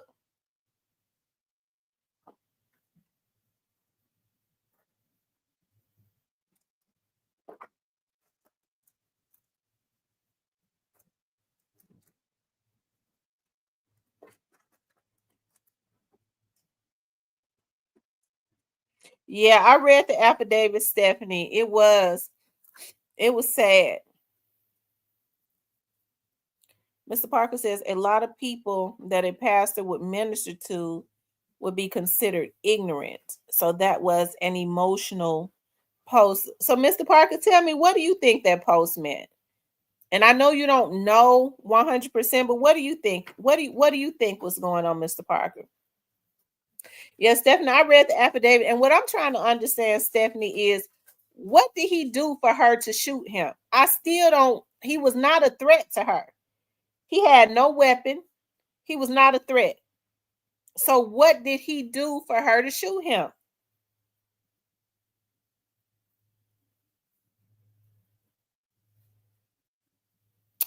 It seems like the whole time he was there. I don't know what time he got there.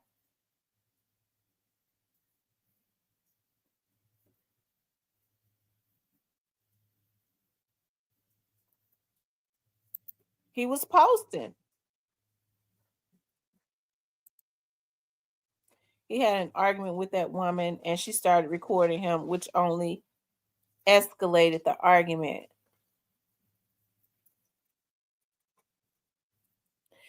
Well, do you think she was a random woman?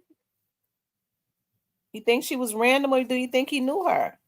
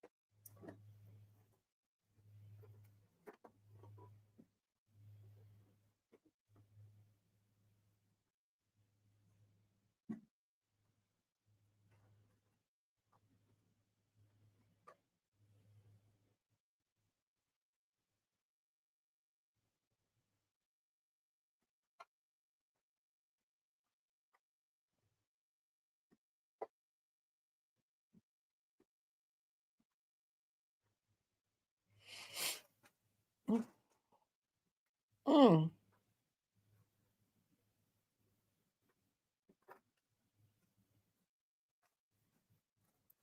mm,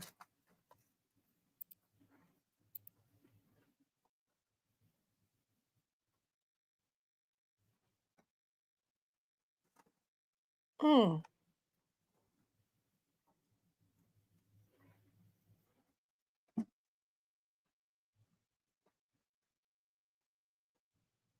mm.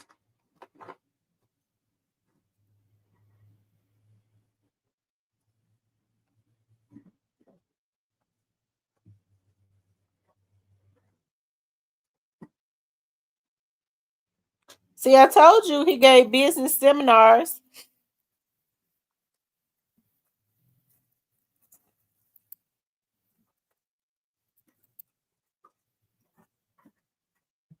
Hmm. I tell you.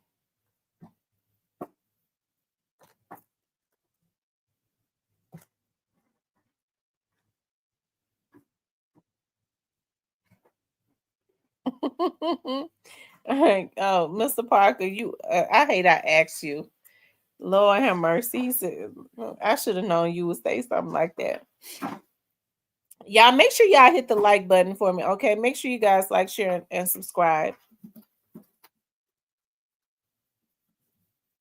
J. Real said a crime of passion. I hate that. I do.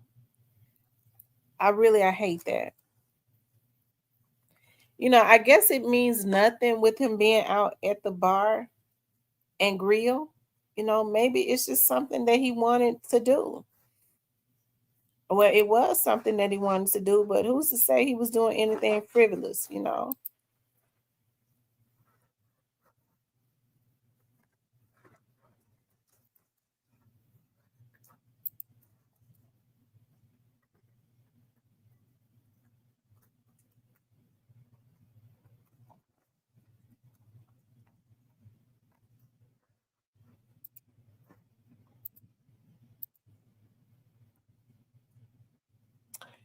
I think she was under the influence of some type of alcohol.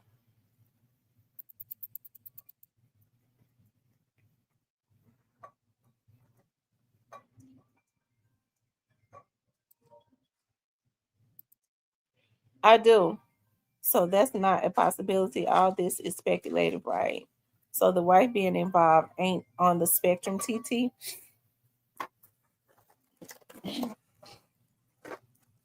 I don't think so, Mr. Parker. I don't. I don't think the wife is on the spectrum. I don't. I be going to her women's conferences, okay? I don't think she on the spectrum. I'm partial, Mr. Parker, okay? I'm partial.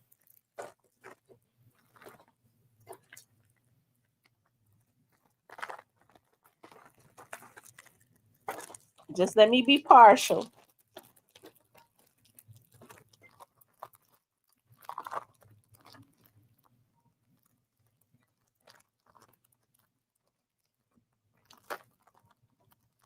So I guess wow, that's a first. You being what you mean? I'm always partial. When I'm partial, I always say that I'm partial. When I'm partial to something, I always say, I'm partial to that, Mr. Parker, or whoever I'm talking to. I'm like, I'm partial to that person. I always say that.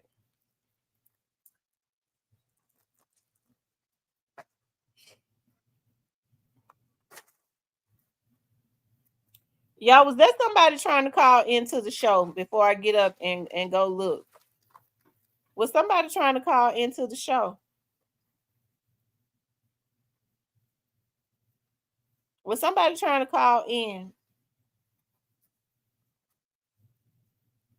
They had $2 Tuesday drinks.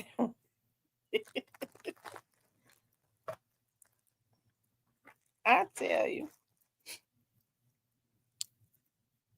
Um,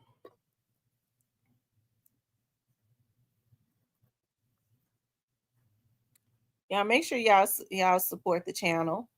And like, share, and subscribe, okay? I also wanted to, I'm gonna get back to Ricky Floyd, but I want to talk about Envogue singer Dawn, okay, has been living in her car. She's been living in her car, you guys.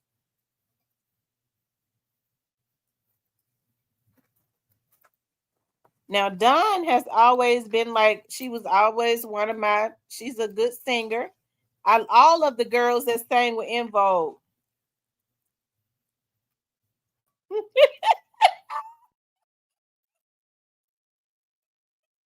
Hold on, y'all. If you want to follow your dreams, follow your dreams, the only way to go is up.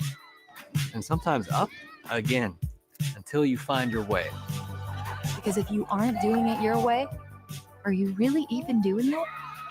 So go ahead Make some noise. and take up space. And remember that every dream starts the same way. With a single step. DSW, a shoe for every you.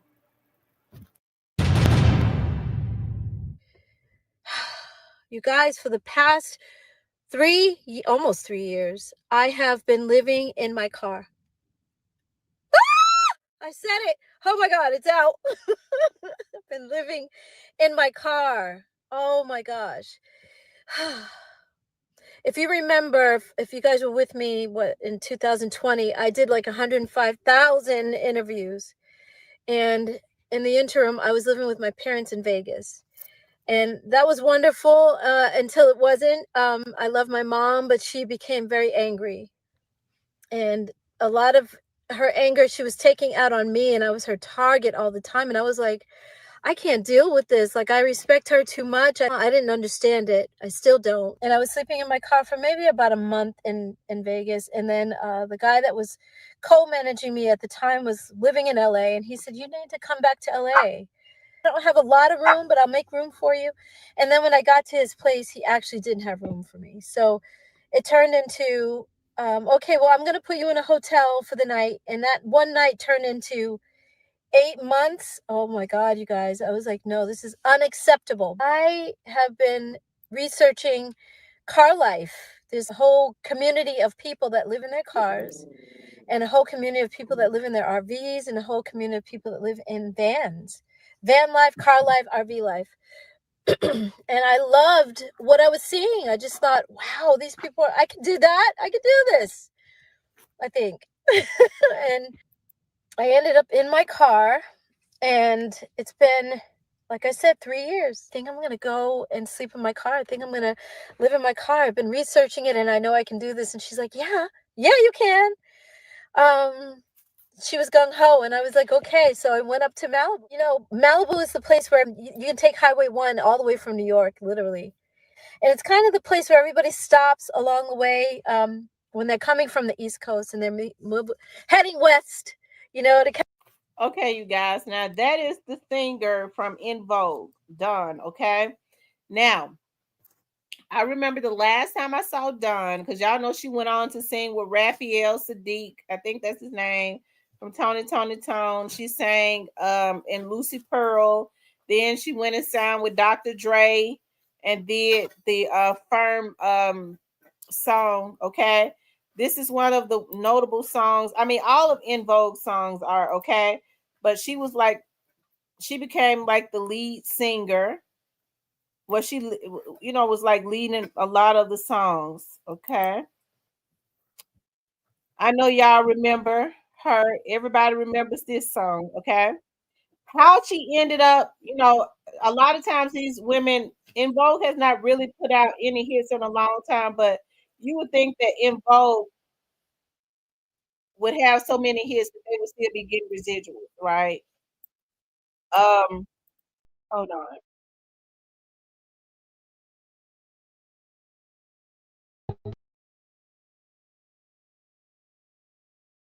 I know everybody remember those songs. Those are timeless hits. That's her right there, the singing the lead right there. They remade Aretha Franklin's song, okay?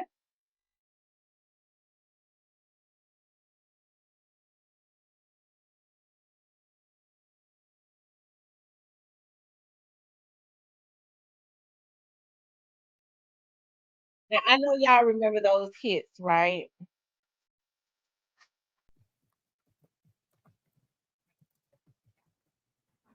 I wonder if that was Dr. No, she sang with she did she was doing features on everybody's stuff. When she left Envogue, she ended up leaving Envogue so that she could go solo. Even back then, I felt like that was a bad idea for her to just go solo. She was on a lot of features, but she never did anything successful by herself, right? She was always like a hook girl. Get back. Get back.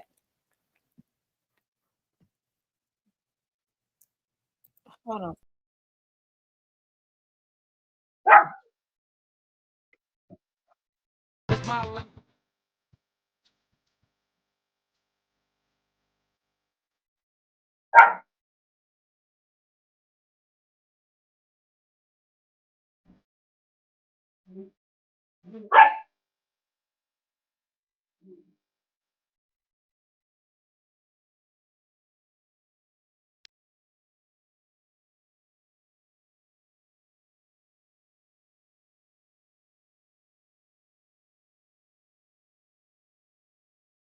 And she did, and she went on to do a lot of hooks and stuff. But when she tried to put out her own album, see, I don't know if Dawn had like some type of substance abuse. Okay, I was crazy about them too. I had all of their cassette tapes. Okay, their first album, their first cassette tape. It is timeless. It is. I still listen to it to this day. Okay. Oh my God. But all of them were really good. Okay, except for when they started trying to change up a little bit in their last albums, and you know, I didn't want to hear none of whatever it was they was trying to switch up and do. But she's talking about she's been living in her car for 3 years. Now you think about all of these hits and stuff that they put out. Now the other girls, hey, get back here. They haven't had any issues. Come here. They haven't had any issues, and that's because quite a few of them married, pretty good. They married rich men. They was hidden back then. I don't know why she ain't gonna ahead get her a millionaire or something, when she was in, but she didn't do that. She wanted to focus on her career. She probably should have been focusing on them contracts. But who's to say that their contracts weren't what they were supposed to be? It could be that she had some type of substance abuse. She might have, thrown a lot of her money away. I don't know. But she's been living in her car for 3 years with all of those hits. And she's still very beautiful. Yeah, why haven't they helped her? She left the group years ago. I can't believe she's been living in her car. Yeah. She said, listen, she was on this some years ago. She was on this reality show. This is when they really first started getting reality shows going. I think it was called Celebrity House or something like that. And she ended up having to leave because she had a Mercedes, and she could not make it to a lot of the things to film because her car kept breaking down. Her Mercedes kept breaking down. And then when she made it to one, she'd been having problems for a long time. When she finally made it to a scene, she didn't film long because her Mercedes was running hot. And so they had to go out there and put some help and go up under the hood and put some water in her car to because it was running hot. Okay. And then she didn't film no more. So, because she didn't have no way to get back and forwards to the filming. So she's been having problems for a real long time. Do you think it's pride? Because why won't she tour with yeah, she could go. Listen, Envogue been trying to tour again, and people would really love to go and see them. It could be her pride. Maybe this is a way for her to let them know, maybe she want to get back into the damn group. She needs to go ahead and go back. She needs to go back. She needs to get out of that car. At least if she go back to the group, they'll be on the bus, and she can sleep on the bus as they travel from city to city. Hell, and make her some money.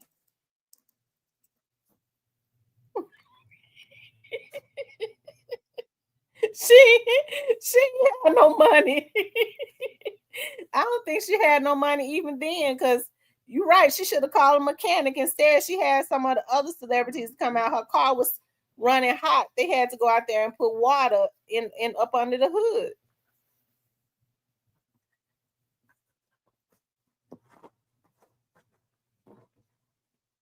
That's so sad, ain't it, y'all? I hate that so bad.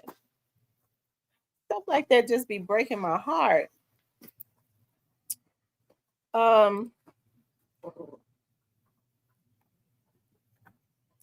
she got a beautiful voice.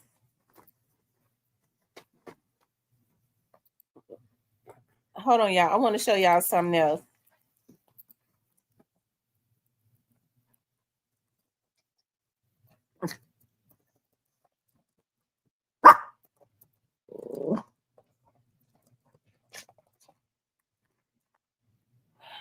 Oh, Lord have mercy. I want to talk about this. Okay. I'm just going to touch on this just for a little minute.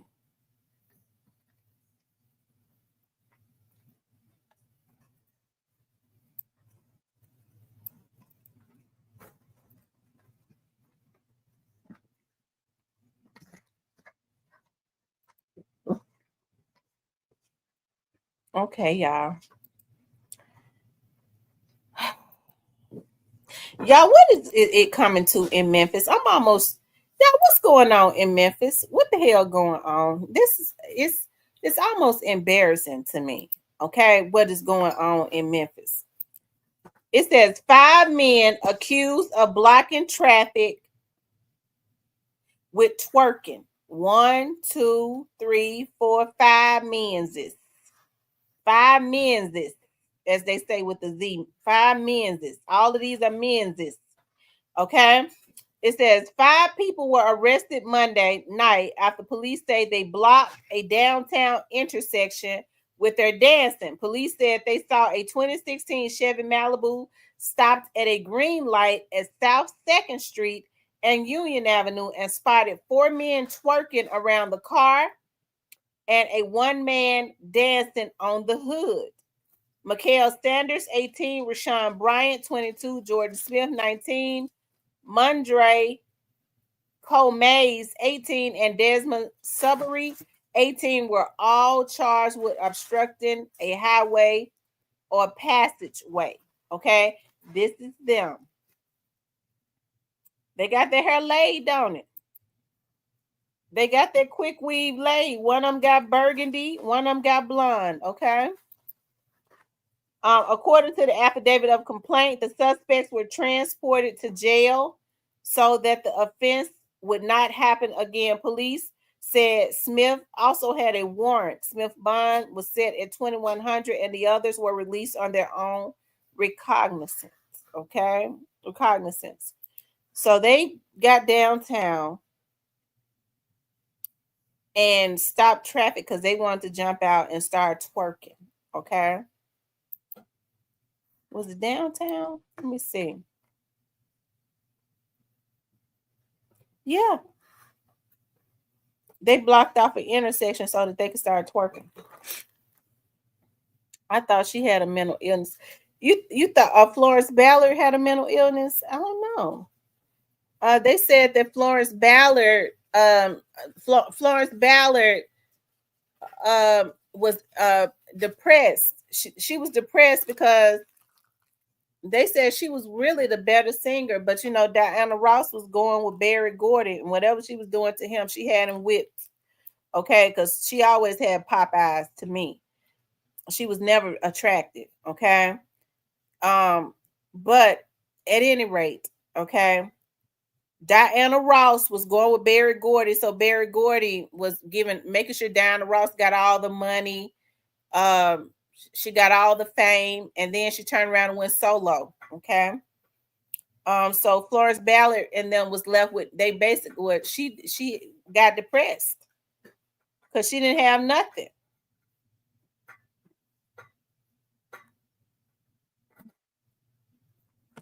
Hey. They're trying to take the woman from women.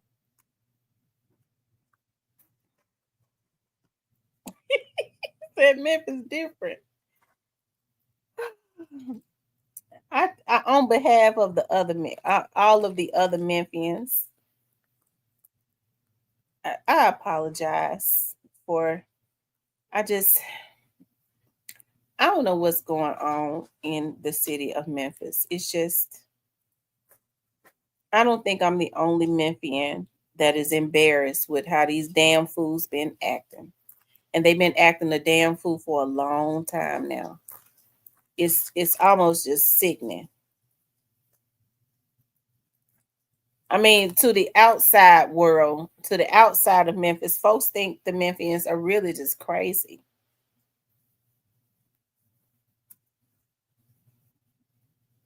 Yeah, they left her with nothing.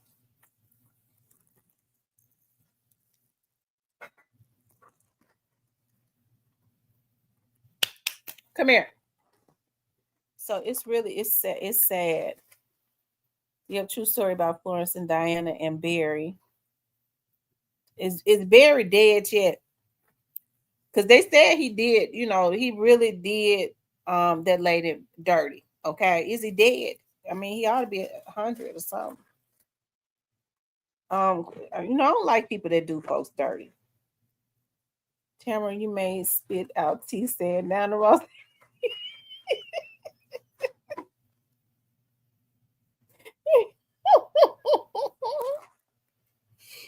Down the road still had them big old Popeyes.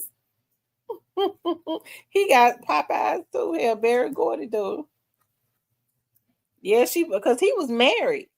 She went and had a baby with him.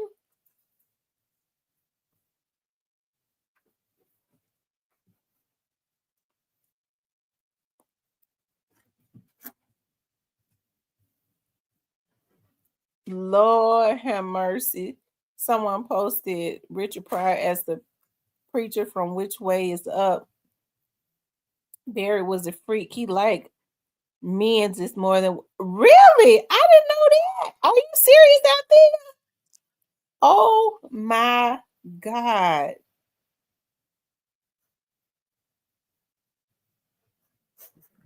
Ooh. You know what? I mean, they do that in the industry. It's so sad. Now it's starting to like come out more that because they said that about Quincy Jones too. Where was Quincy Jones from? Was Quincy Jones from Detroit? Maybe he wasn't. Was he from Detroit? I don't know. Where was Quincy Jones from? Was he from Ohio? So Barry Gordy like men too. And you know what? I be looking at like the Temptations. And I like looking at like the Temptations and like how those, just how those men carried themselves back then, how they was masculine.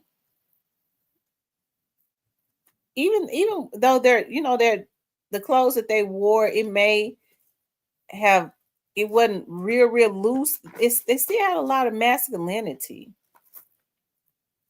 They didn't fold their legs like women. Because I mean, how you gonna cross your legs like a woman if you got a dick between? Oh Lord, please forgive me. That slipped out. Oh God, Lord, y'all, please forgive me. I didn't mean for that to come out like that. That was just too vulgar. Please forgive me. It really slipped. I ain't gonna talk about that no more because I feel so embarrassed. But there was a lot of masculinity. Hey, OG Snake Spotter. I was thinking about you. I was like, I haven't seen OG Snake Spotter in here in forever. Dub JJ says Richard Pryor had a relationship with Marlon Brando. I think Richard Pryor has started to be, as a matter of fact, Richard Pryor's wife, his last wife, started talking about how, hey Jay, how Richard Pryor had a relationship and was in love with a transgender. And she was like, but they were in love, so he should not be judged by that. I mean, she spilled the beans on him. But they say in his jokes, he talked about being with a man. I can't believe it. My cousins were the pimps.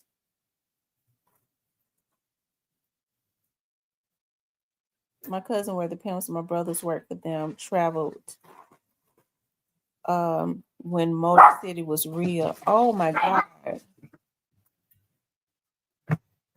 Y'all, where was Quincy Jones from? Is he from Detroit? Mr. Parker says, y'all don't find it crazy how people can just put homosexuality on Black men and people just run with it, no proof, no nothing. Mr. Parker, stop. Mr. Parker, you already know how them folks got down. So, Mr. Parker, do you think they're lying on P. Diddy? OG Snake Spider says, I've been trying talked some sense into a lot of these youngins lately. Yeah, they need some sense talked into them OG sex body because they are wilding out. And you know what? You would think like this lady is in her 40s that took Ricky Floyd's life. I know people probably would have expected some of these young ones to be crashing out, but this was a lady in her 40s and she went and she crashed out like that.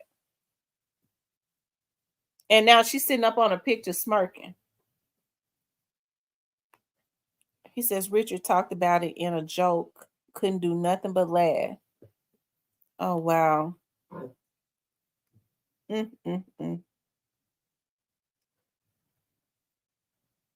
Okay, Quincy Jones is from Chicago. Okay.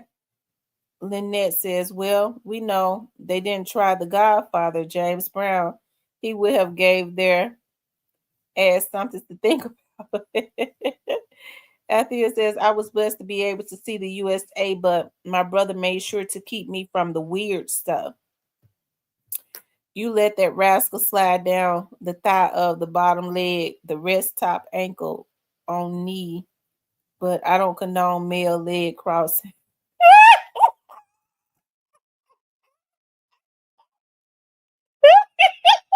Well, listen, let me just say this. Hey, what you doing? I was just the way I was taught that there is a way that men cross their legs, and as ladies, we was taught how to cross our legs. Men cross their legs at the knee, and then ladies basically cross their legs. We fold our legs. Men don't fold their legs like that. You know, they see. I like it when I see like men cross their legs like at the knee, because that's how a man like fold their legs, right? A lot of men don't really know that. You see a lot of men that when you start seeing them when they cross their legs, like I cross my legs, I just even before now, like growing up, like I had issues with that. To me, that was just too feminine.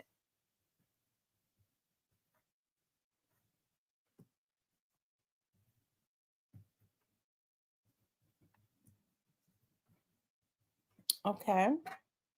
Richard also dated Pam Grier. Also, she loved him, gave her a health scare due to his drug habits, according to her book. Oh, wow. Ooh.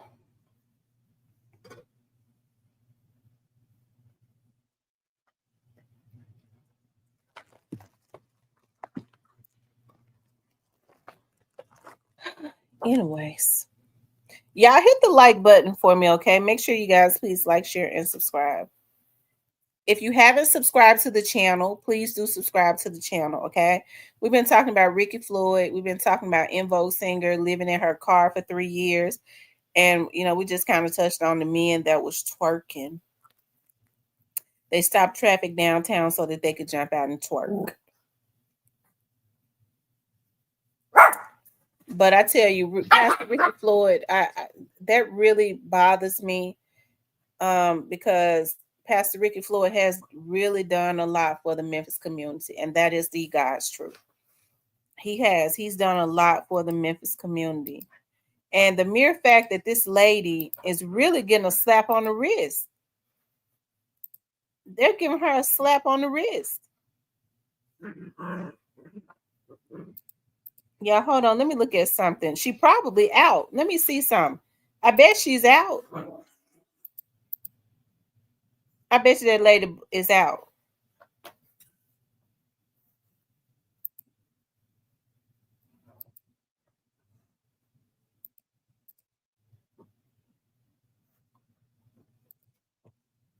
Hold on, y'all. Thank you, Deshaun.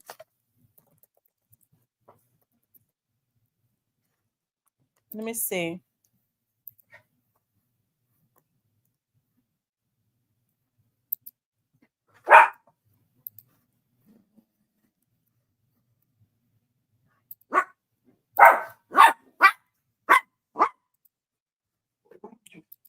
Be quiet, please. Would y'all be quiet? Oh, she's still up in there.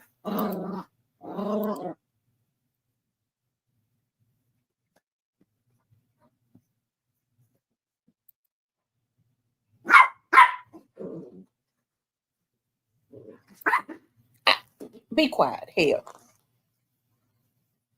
Y'all, she's still up in there.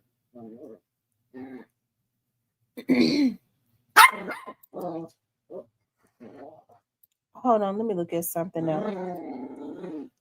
Let me see if she's made her bun. She might, she might just. Let me see if she's made the bun yet.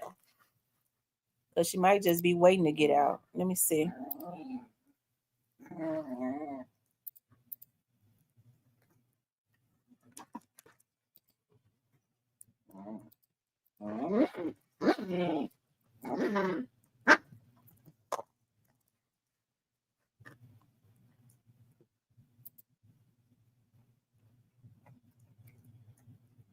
Hold on.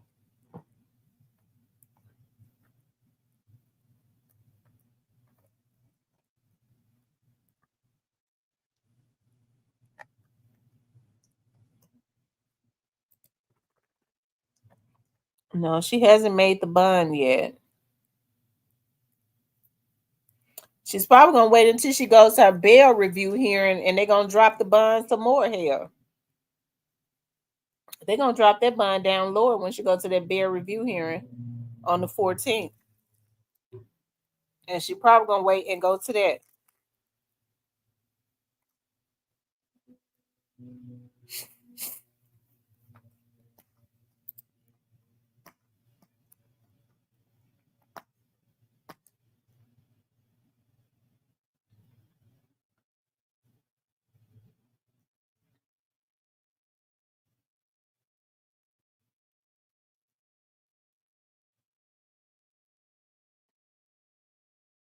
Hold on, you all.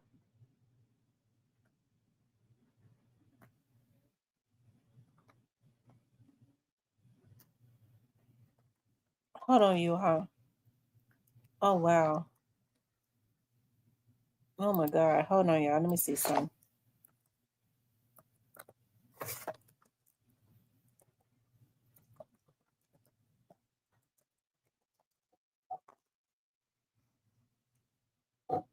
Hold on, y'all. Let's see. Okay. Mm. Mm-mm. Oh wow. Mm.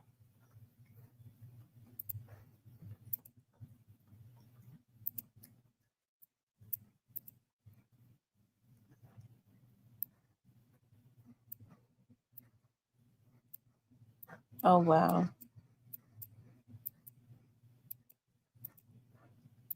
Mm. I tell you.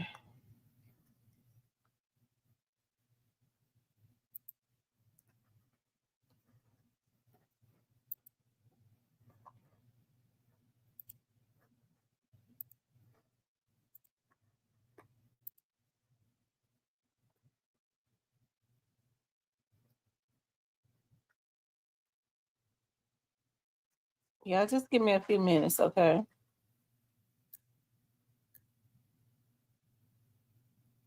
Mm. Hold on, y'all. Hold on, y'all. Let me see something.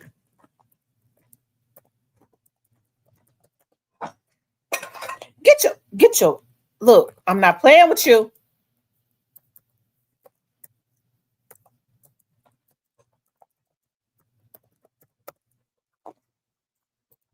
Get back. I'm trying to look at something.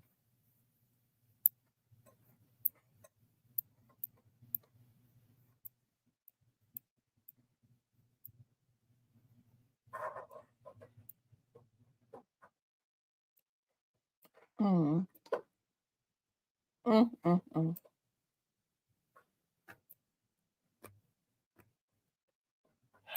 I tell you. Mm.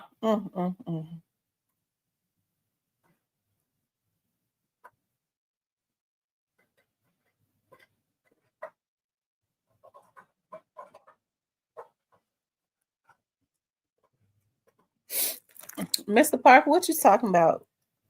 Why so pessimistic? What are you talking about?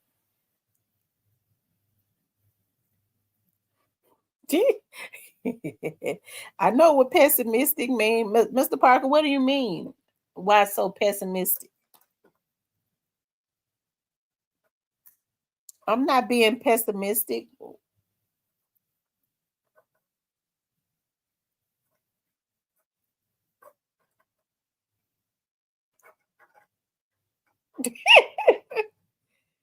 Mr. Parker, explain what you're talking about.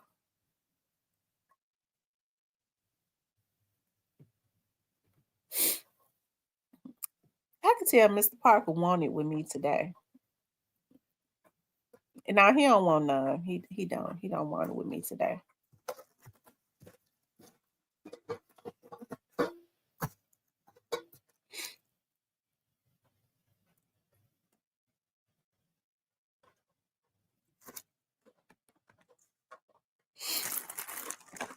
Mr. Parker, did you hear what I said?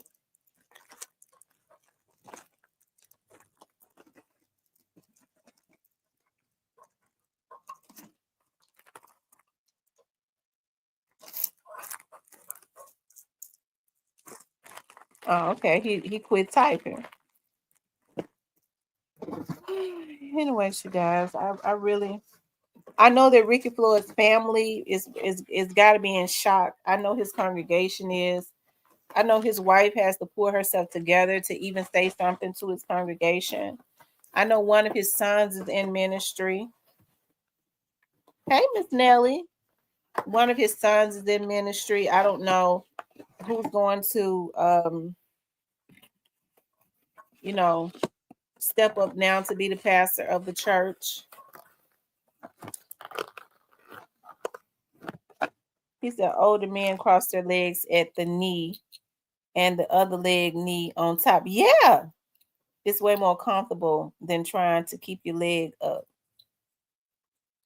I'm gonna show y'all something. My grandmother used to like this group called the Pilgrim Jubilees. They sang all the way up till they was 100. They all done died out now, Lord. I think the other one just died last year, the last one. And I like that group. Okay. But I was looking at those old men. They were in their 80s and 90s. When they sat down, they crossed their leg at the knee. Some men can't even lift their damn legs. But if that's the case, just unfold them. Older men cross their legs at the knee and the other leg knee on top is way more comfortable.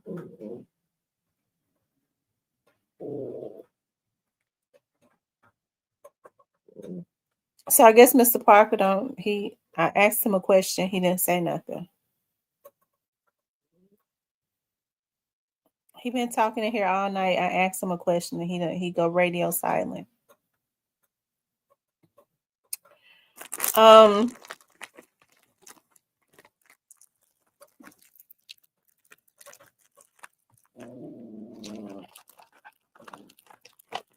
Yeah, all my gel nail polish and stuff starting to come in. The rest of it. Oh.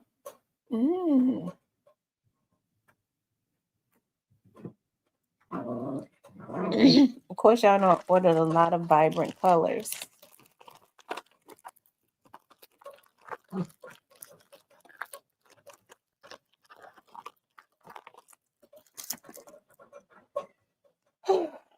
Anyways, you guys, rest in peace to Pastor Ricky Floyd.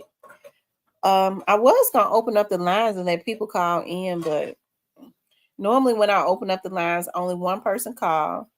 And then the one person that do call, they want to be on the phone for 15 hours. And I don't be in the mood for that. One person, 15 hours. I could take a lot of different calls with people on the phone no longer than 3 minutes.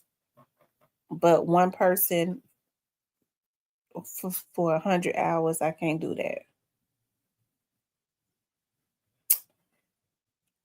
Anyways, you guys, I enjoyed being on here with you all tonight. Like I said, I was really floored. Hey, when somebody told me today that he was the pastor that was killed, I thought that I had heard that wrong. I really did. I just thought that I didn't hear it right. I did. I thought that I did not hear that right. So it's really so sad. And so we have to do is, as people, we have to be better. And the mere fact that a lady did this, regardless to whether she meant to do it or not, she didn't have no damn business pointing no gun at that man because he was not a threat to her person. She shouldn't have did that. So if you ask me, I think she should get 2nd-degree murder. She can't get 1st degree because it wasn't premeditated. I don't guess. Hell, they might need to look into that. Because why she take that gun out and shoot him, it might have been premeditated. So to just charge her with a lesser charge is crazy, if you ask me. What are you doing?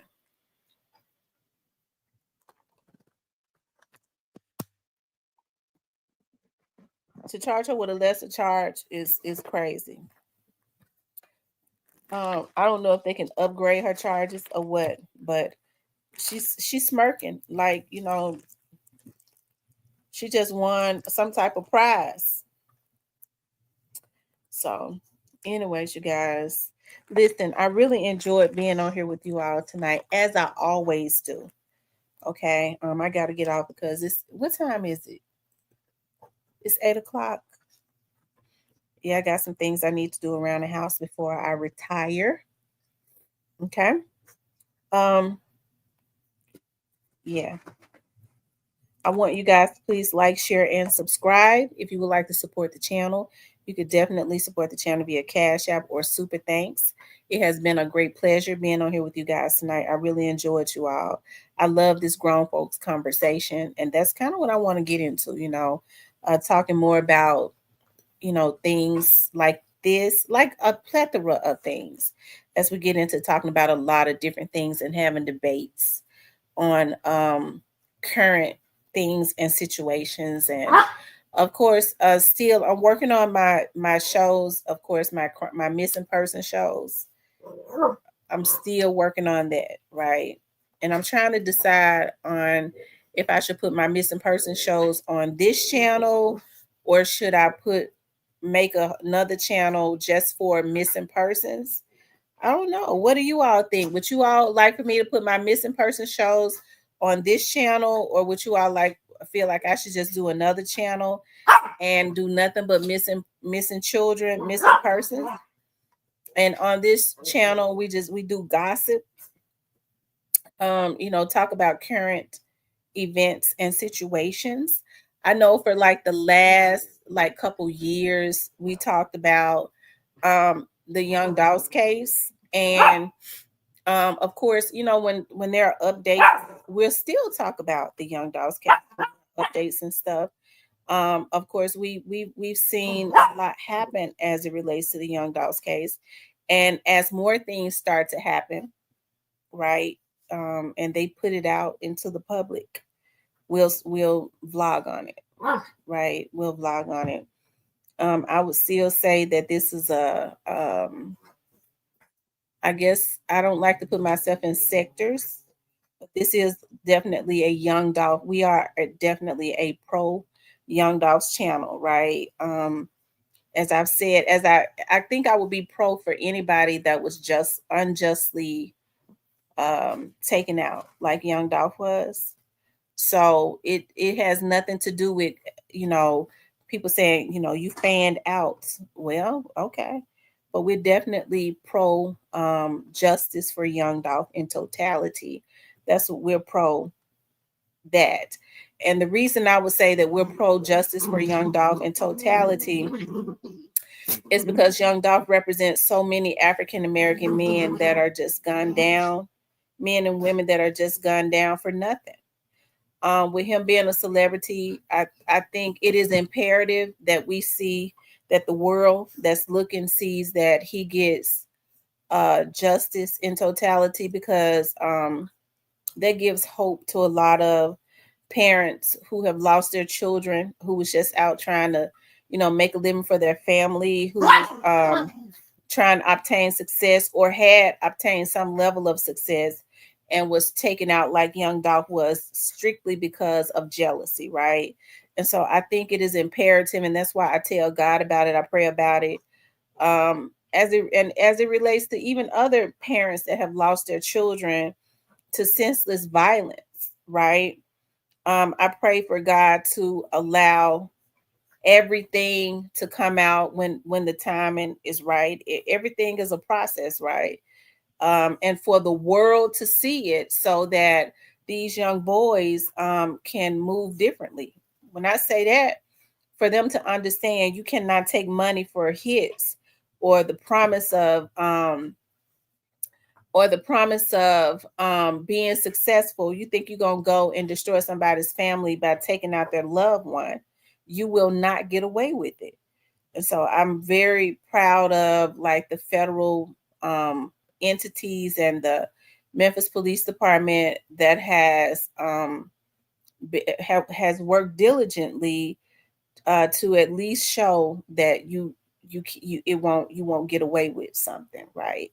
So a lot of people go, well, you just fanned out for young Dolph. Okay, so kiss my ass. That's what I have to say about that. See, I don't ever go into try to really explain myself when it comes to stuff like that, because when people say stuff like that, they be trying to get you to back up, and you know how I am with that. Okay, well, all right, kiss my ass. Okay.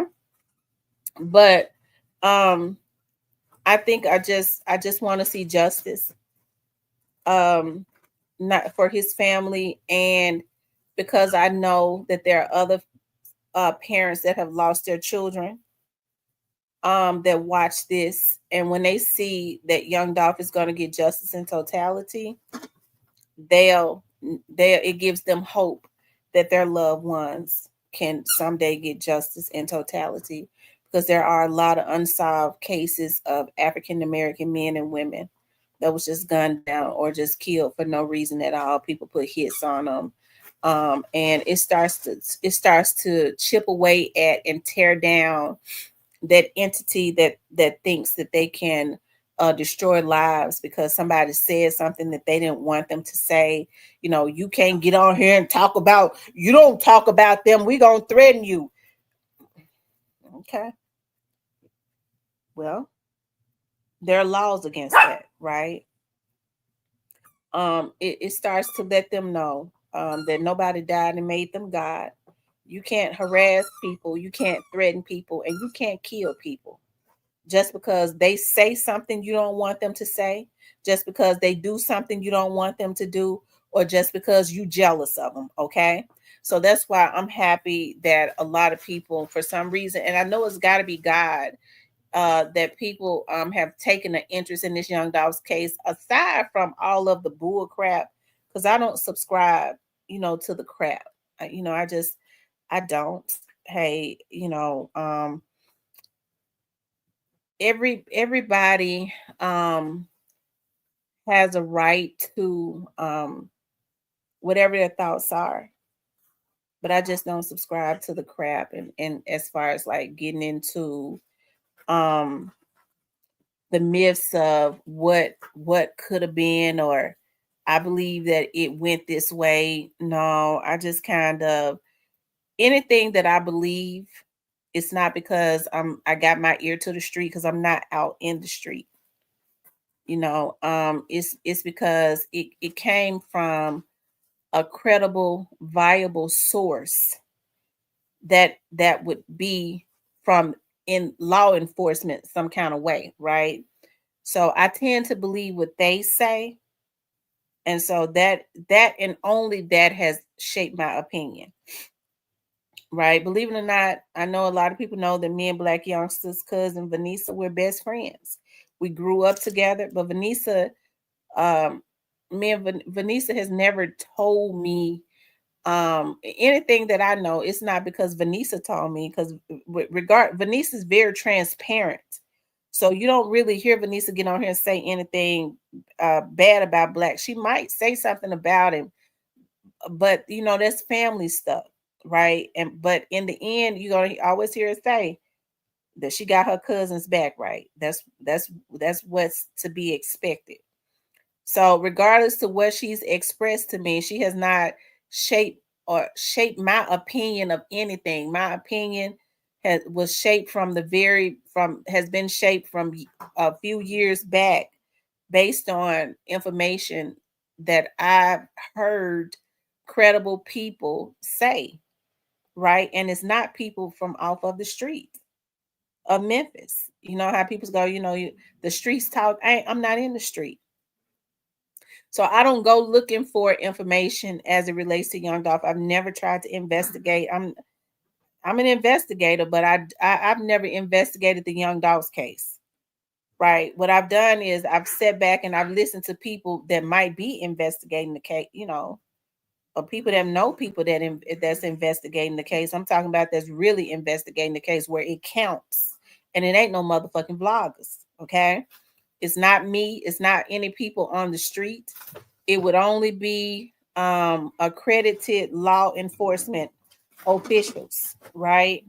Those are the only ones that I would ever listen to and believe, right? So that's the if my opinion is any type of way, it is because of people that I know would know certain things that has been able to shape my opinion, right? So yeah, when people are you trying to look into the Young Dolph case, I'm not trying to look into shit.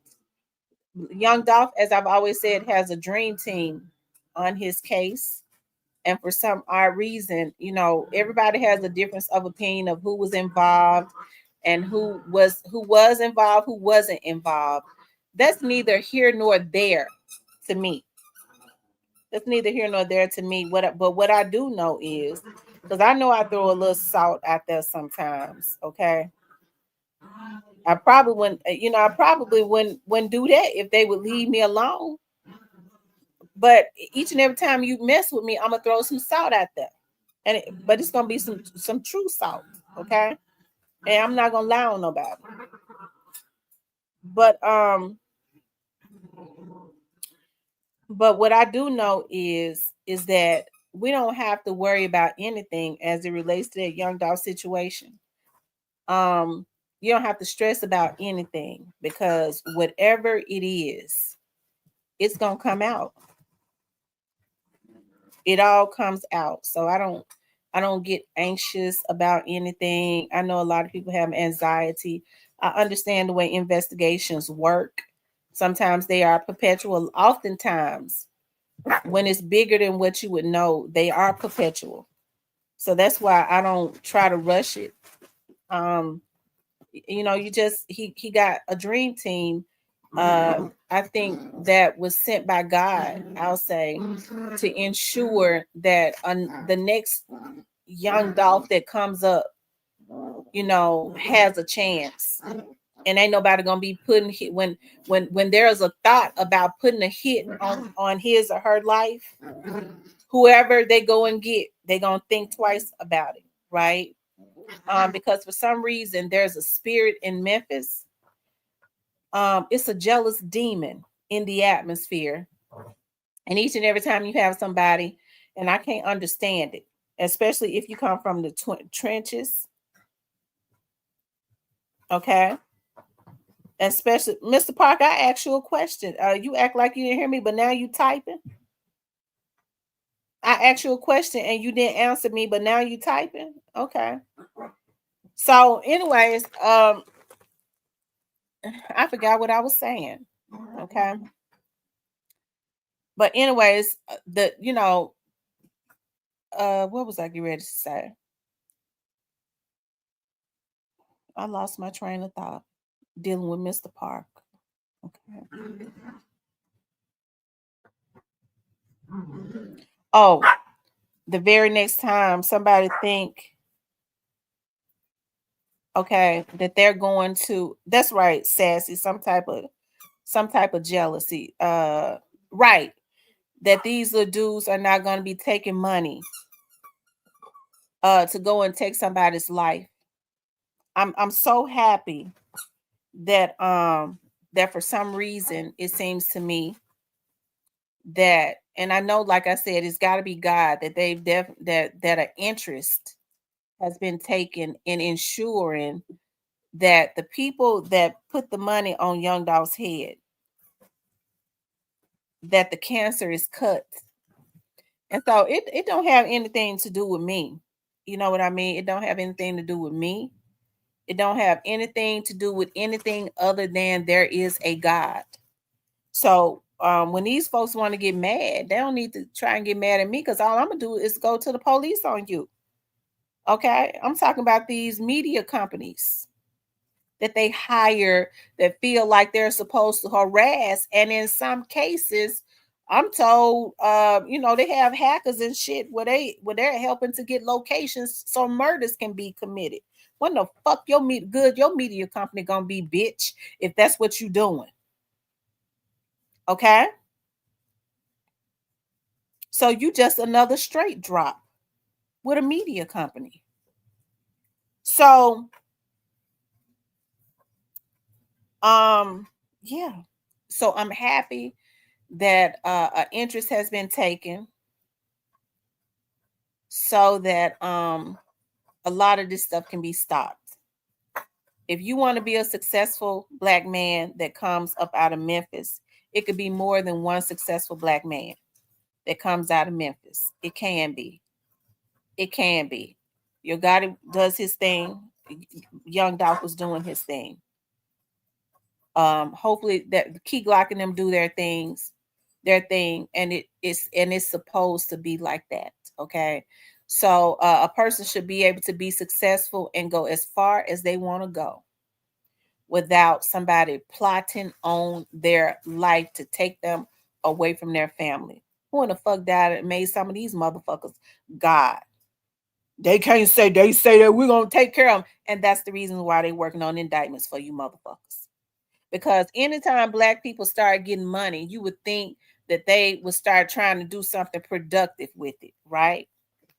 You would think they would be trying to do something productive, like create generational wealth, right? But instead, for some reason, they start to believe the hype. They get a bunch of folks around them that would do anything for a dime. They start getting on their knees. I ain't never seen so many men that suck so much dick. They start getting on their knees around these men instead of being a damn man and going and creating some type of avenue for themselves. Instead, they become hanger-ons. They start believing the hype because they got a bunch of yes people around them that sit around their feet trying to get a damn crumb. Man, I'm be around the gals. I want to drink some of their expensive wine. I want to drink some of that. But yeah, I'm in such and such camp. You ain't got shit. Instead of using your mind and being a man and creating an avenue to take care of your family, you become somebody's damn supposed to be hitman. And your ass end up in jail, okay?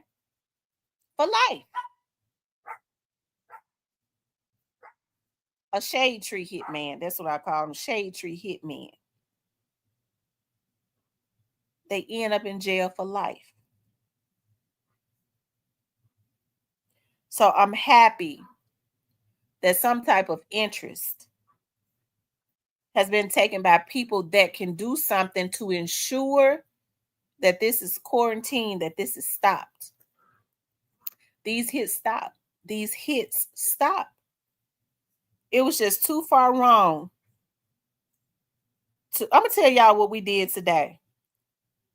And if Raven wants to, she can call her shop. What we did was we had a case out around Airways. and we went. I was like, I want to go into the. I want to stop at the cookie shop and go in and get some butter cookies. And when I went in, I was looking at their cookies they had. I saw the strawberry, I saw the lemon, and I always get the butter cookies. And something told me, it was like, try the. I asked the girl, I said, how these strawberry cookies taste? She's like, I don't like strawberry. She said, but the lemon cookies are really good. They're like big cakes. They're big around. Like she was like, we running a special, like you get 3 big cookies for like $7 and something. I was like, oh, okay. I was like, well, I guess let me get that. Let me try that. So I got a lemon, I got a strawberry, and I got a butter cookie, right? And I ate the strawberry, and it was really good. It tastes like a strawberry cake. It didn't seem like it had no artificial flavoring in it. And I ate some of the lemon cookie, and it was really good. Tastes like a little lemon cake. And I haven't eaten, because it, just ate a little bit of it because I had already eaten the strawberry. But as I was in there, it was something came over me. When we went back and got in the car, I didn't pull off. Like I was looking at how small it is inside of that cookie shop. And I don't know, it was just I don't know, it was just weird. It was like something just kind of came over me, right? I was staring at how small it is right there. How small it is in that area. And he was close up to that door, it's just really sad because somebody was, it's really sad. We went on. Listen, let me tell you, motherfucker, something. Because somebody been calling me. I had to give a number to the police department today because somebody from Houston has been harassing me. Okay, somebody from outside of Houston has been harassing me. I know you bitches think you safe with Google numbers. But I'm gonna tell you something. Technology is so good. Even I know how to trace down Google numbers. Don't you ever, you pathetic motherfuckers. Cause see, a lot of these Negroes, they so stupid. They're so stupid. They feel like, I know they say they got a media company out there that gets on the internet to try to clean up they paid to try to clean up a lot of the negative publicity. But the media company has stepped over the line. Okay. That media company has stepped over the line. And motherfuckers, you're about to be found out. They've done a lot of damage on this internet. Yo Gotti gonna cut them off. Brandon them, beat Mims and them gonna cut them off. Okay. So for some reason they want to harass me. I don't know why they want to. I don't know why they. That's not even. I don't know. That's not even a good thing to do. They hacks my phone and they mess with my mama. Yeah, I had not even been saying anything. They hacks my phone and they mess with my mother. So I'm gonna tell you motherfuckers something. Well, no, I'm not gonna say that. We're just gonna let the law do what they do. But they so damn dumb. They have the nerve to believe that messing with me is gonna stop the negative publicity as it relates to Yo Gotti and Black Youngster. That's how dumb they are. That's how dumb they are. And each and every time you motherfuckers do it, because y'all had already sent somebody to my house, they get closer and closer to you bitches. So B Mims, I would tell you to fire them. Because they just bringing them to Yo Gotti sooner. And to you. They ain't doing a good job. Okay? They're not doing a good job. I fear for my motherfucking life. Okay? Now, I've said enough. And I'm going to move on. Okay? These vloggers still ain't shit. The one that's working with him in Dallas to the one in Houston ain't shit. And you motherfuckers still ain't gonna get shit. You ain't got nothing now. Looking at me all this time. Y'all tried to get me off of here. Y'all tried everything. Bitch, I'm still here. You fuck with a woman. You ain't seen that I'm crazy by now?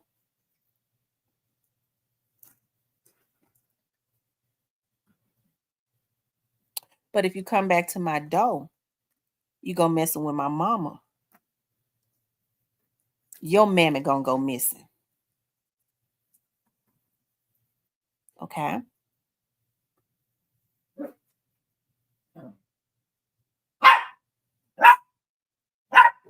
And that's all I'm gonna say.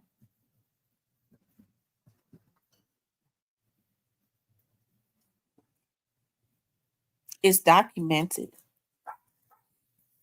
It's documented. Do I believe that it's coming from somewhere around the CMG camp? Absolutely, 100%. Yes, I do. And still some of these vloggers who go missing and then they pop back up, they think they're going to get something. They still ain't going to get shit. Now they really going crazy. He done went into Dallas. They really think they get ready to get something. They still ain't going to get shit. They got all types of identity that commit identity theft. It's a whole lot of stuff that they doing. Okay? I'm talking about the vloggers. It's got to be some type of fascination because I don't even be on here enough. And when I get on here, I be tired. So it's some type of fascination. It's something. I think it's got a, like I was telling them today. I think it's got a lot to do with they feel like I have some type of connection with law enforcement. And so they don't want to go and get at the folks that's really, because you motherfuckers ain't got no business mad at law enforcement for doing their job anyways. They can't do nothing to them. So they saying, you know, she connected. I think she's more accessible. Yeah, I messed with the wrong one. I don't know how many times I've said it. If Straight Drop being left out in the cold and Cornelius ain't taught you bitches a lesson that's turning tricks for crumbs, I mean, that means you just mentally retarded anyways. Okay? Now, that number, a Google number can be traced. Y'all don't actually believe that they can put something out and then the government don't know how to crack it. You got to be the damnedest fool that ever walked. Now, I've told y'all to leave me alone.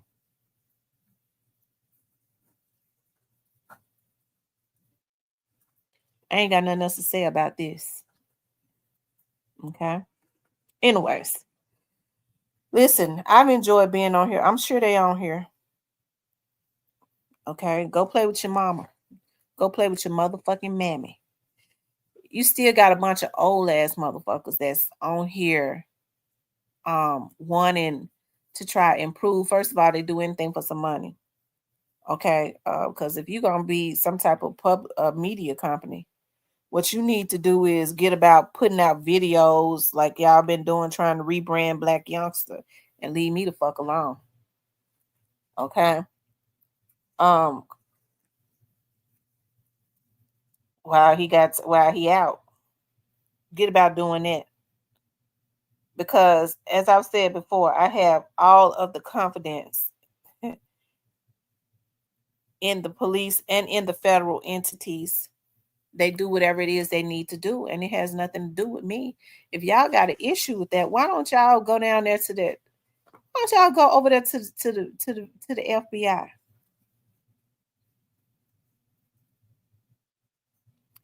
They're the ones that have a determined, and I can tell you this with 100% certainty. This ain't no speculation.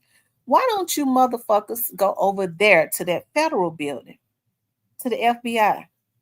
They have a determination that they're gonna stop these hits that these rappers and these record labels are putting on people.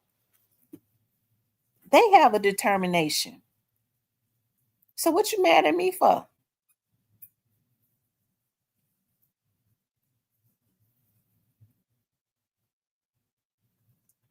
What you mad at me for?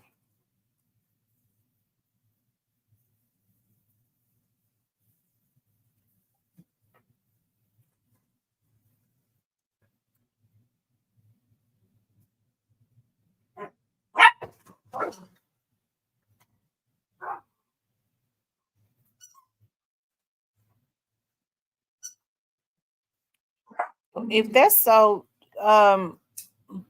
exposing the truth, why Straight Drop not out?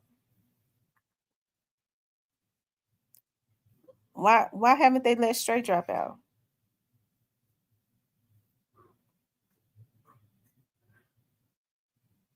Since the judge can be bought, the FBI can be bought, and the police can be bought. Why are they still working the case? Why won't they close the case? Why won't they close the case? The case is still open and being worked. Why won't they close it? Because see, when people are bought, everything is always swept up under the table. I've been working with the law enforcement for 20-some years. I know when something ain't right. I've worked out in traffic and shit when they've called us when somebody was at fault for an accident. I ain't no damn fool now. I've seen it. Later on, it came back on them because that's when the feds get involved. When somebody was at fault for an accident and they've called us and say, don't write up no report on that accident. Okay? Show me en route. See, that's what the lieutenants say when they get ready to cover up something. They'll call you on the scene of the accident. Don't write up nothing. Don't write up no report. Stand down. Okay, I'm en route. And then they get there and the lieutenant write up the motherfucking report. And it's going to always show favor to whoever that politician is that called them. If it's one of their family members, the lieutenant going to say, y'all can show yourself in service. I got this. That's when they sweeping shit up under the rug. So, why won't they close the Young Dolph case? Because when they trying to hide something, they don't keep investigating. We got Straight Drop, we got Cornelius, whatever gonna happen with Orange Mound Quet, whatever gonna happen, because they say he got to go to trial. So then he go to trial, it's closed. Why are they still investigating the case if folks being bought? See, if they had closed the case, I would say it's some ain't clean in the milk. But it's an ongoing investigation and money still being spent. So who bought? All they got to do is close the motherfucker.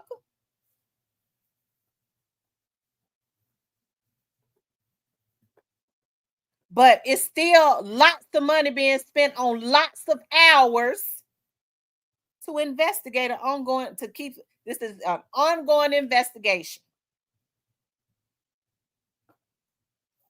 Now, hey, I don't know because I don't know everything.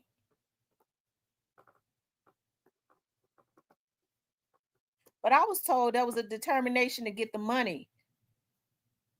Okay. Whoever dropped the money, that's what they want. So what these motherfuckers calling me for? I ain't trying to get them. They mad because I know. They know too.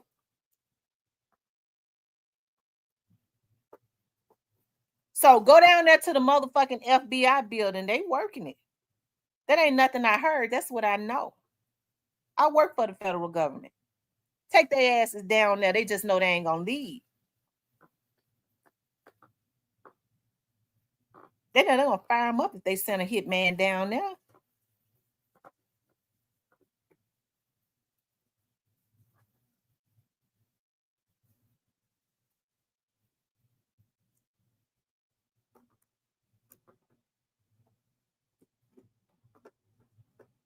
Okay.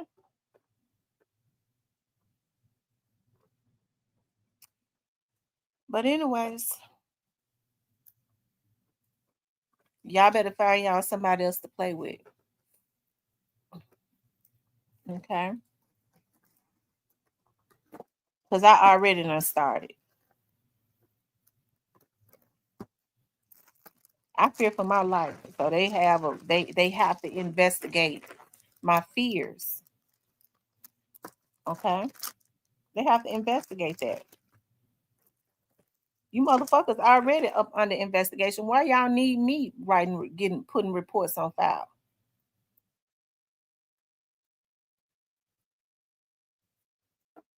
Okay. Y'all killed a man for nothing. You look bad doing that. Y'all think I don't feel like y'all might try to do something to me because whoever it is that's working for y'all got an obsession with me?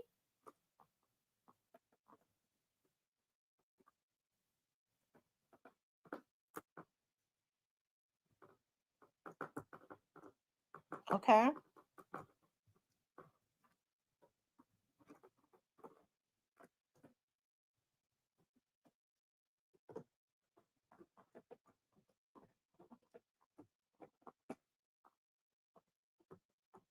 Yeah, her name was Martoya Lang. And I knew Lang. She was a good person. But I mean, if you want me to, I could tell you what happened. I mean, I could, if you want me to, I could tell. I know what happened with that.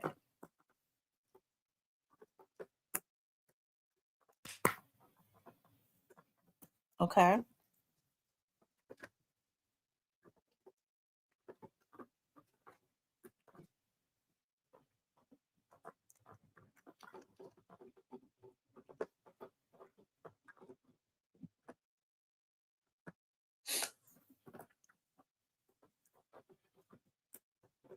You know, I ain't never seen so many old ass Negroes that do anything because they feel like they're gonna hit a quick lick. My artist gonna get signed. Your artist ain't gonna get signed.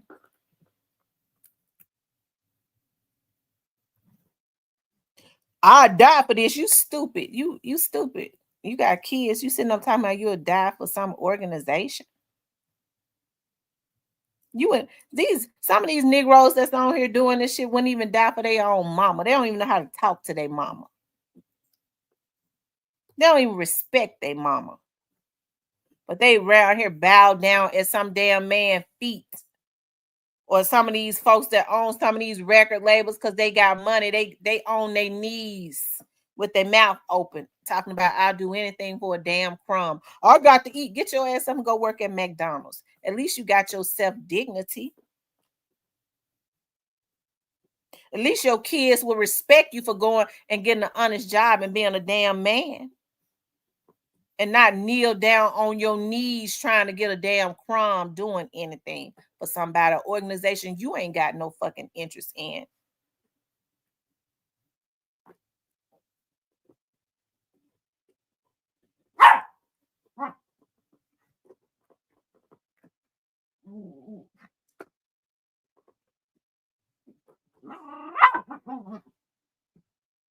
Okay.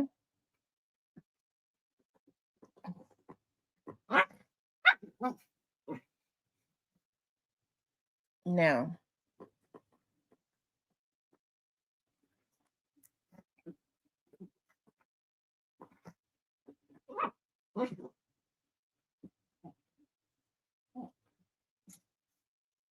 I don't think that if they said they went to the wrong, if that was in the news that they went to the wrong house, then that was not an accurate statement, because that was a known drug house. They didn't go to the wrong house.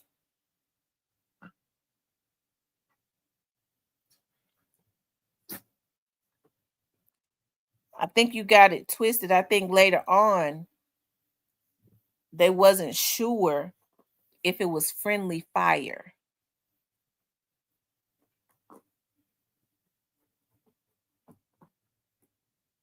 I think that's what they said. But it wasn't friendly fire. What ended up happening was, because she was shot. See, I know what happened. Because she was shot, the only thing they did wrong was the sergeant got emotional because she was shot and told the officer to shoot the guy who had given up and was no longer a threat, the drug dealer that was in the house. The officer didn't want to do it. The supervisor was so emotional. He said, shoot him. And you can't do that. Even though they were drug dealers, you can't just shoot a man that is not a threat to you. That's what happened, exposing you.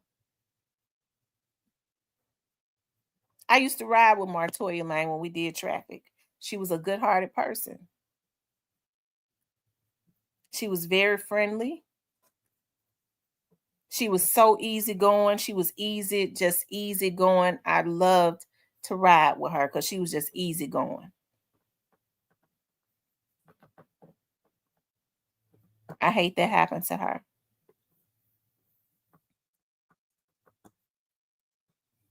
Oh,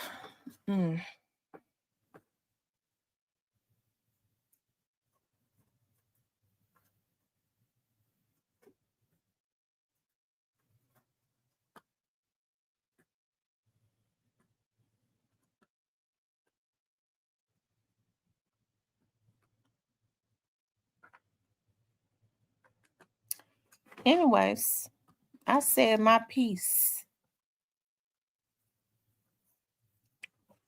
I guess now I can move on, right? Rest in peace to Pastor Ricky Floyd. I really hate that happened to Ricky Floyd. I do. I hate that happened to Pastor Ricky Floyd.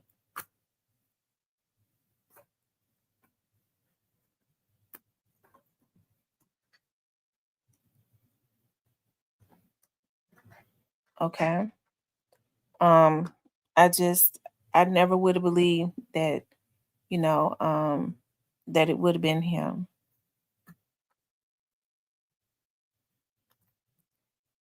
And he has done a lot for the community. Hey, I don't really know at this point. I guess we're speculating. I don't really know who this young lady was to him. I'm not even sure if he even knew her.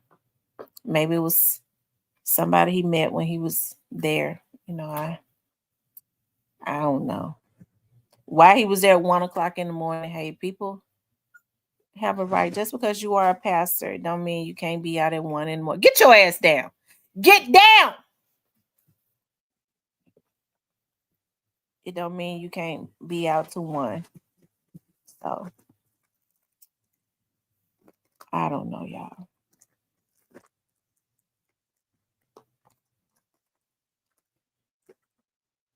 Anyways, you guys, I appreciate you all getting on, okay?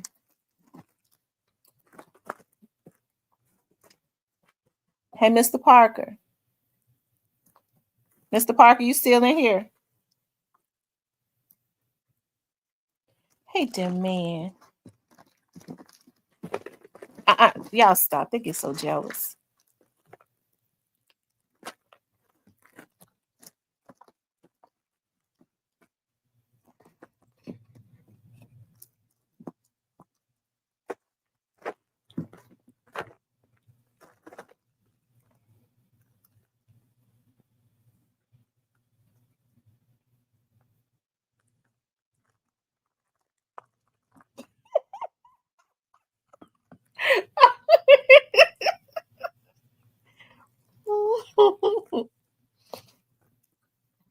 Parker, I don't know what that's supposed to mean.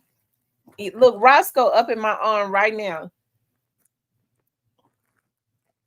He gets so jealous when I start rubbing on the other puppies. He gets so jealous. He jump all on top of their head and everything because he thinks that I'm only supposed to rub on him because I spoiled him when he was first born. I put him on my shoulder and I would rock him like a baby on my shoulder.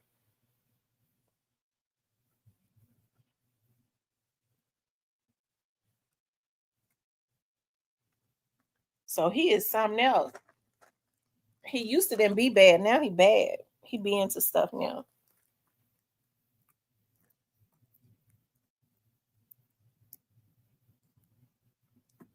Who is Wingtip? Who is Wingtip?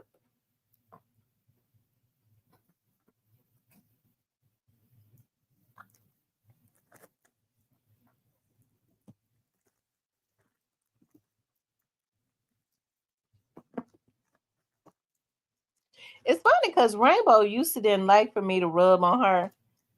Get off of her damn back. Because, see, I don't trust you. I have to watch you. You got a habit of jumping on her back now. I don't know what you're trying to do.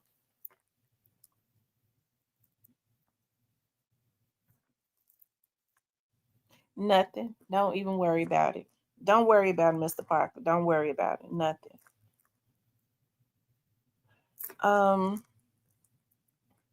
Anyways, you guys.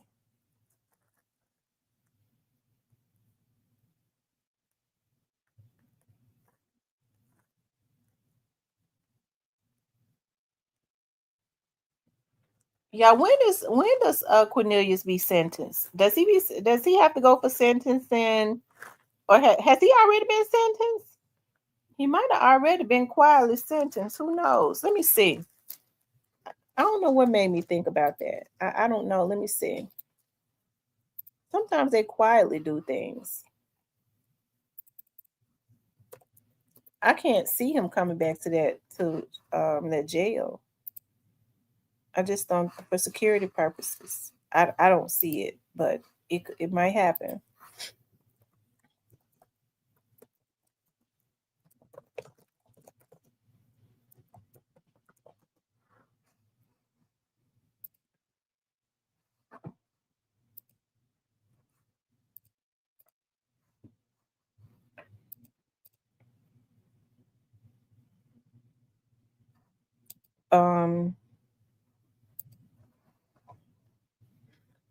Let's see.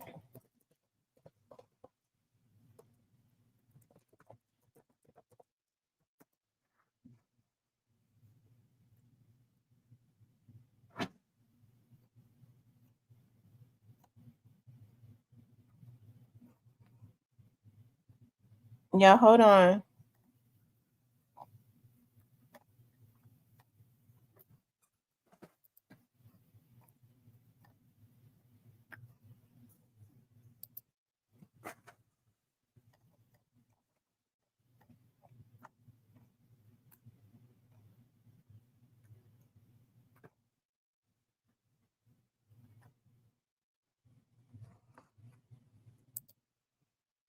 Okay, it says he's got to go in 4 weeks.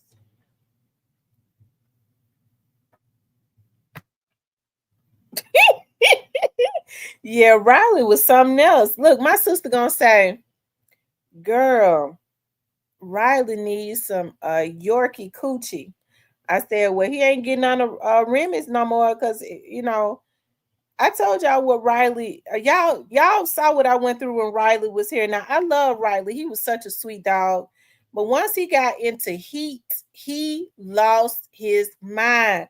I was scared of him, y'all. Oh God, his thing would stretch out like it would be dragging the floor when he got in heat. And I know it looked. I know it was painful. I didn't know no dog could do that. That his thing could hang and scrub the ground, and he would have a hump in his back. I said, "Oh Lord, poor dog. I know he wanna, but he can't touch Remy, and he got a hold to it anyways one day." when he got into heat, when she was in heat, he would start crying.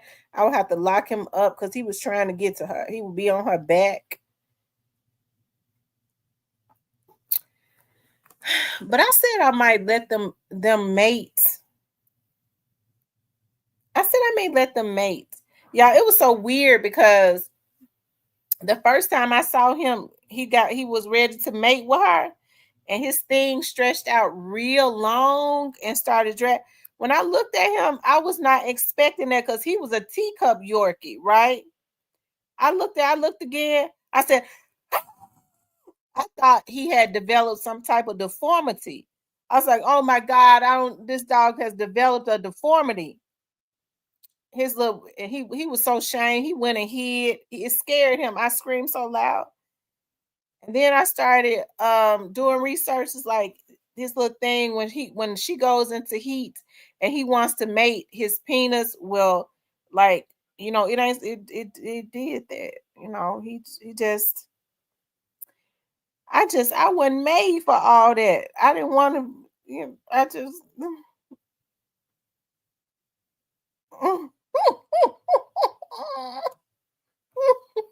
I'm telling you, he was, oh. And she used to beat him up. She used to treat him she used to do him so bad. But you know what? Dogs are so smart. When I took her to the doctor, they told me that exactly when she was going to have her babies. So I started preparing, like the day before she gave birth. I had her in her house and stuff. I had all her stuff in there for her to be comfortable. And all of a sudden, Riley was laying down, right? He was laying down in his bed in front of me. And all of a sudden, y'all, like she was way over across the room. All of a sudden, Riley got up and went over to her cage and just stood there. And then he walked back and he would peek around the corner. I was like, dog, I wonder what's going on. Like he just sat on his and he would walk, he walked back and started peeking at her like he knew something was happening. And I was like, because I had been waiting for her to have the baby. I was like, dog, that's weird. I was like, dog, that's weird for him to just get up and go over there and just start sitting there watching her as if he knew something was going to happen. The very next, be quiet. The very next morning, she had those puppies.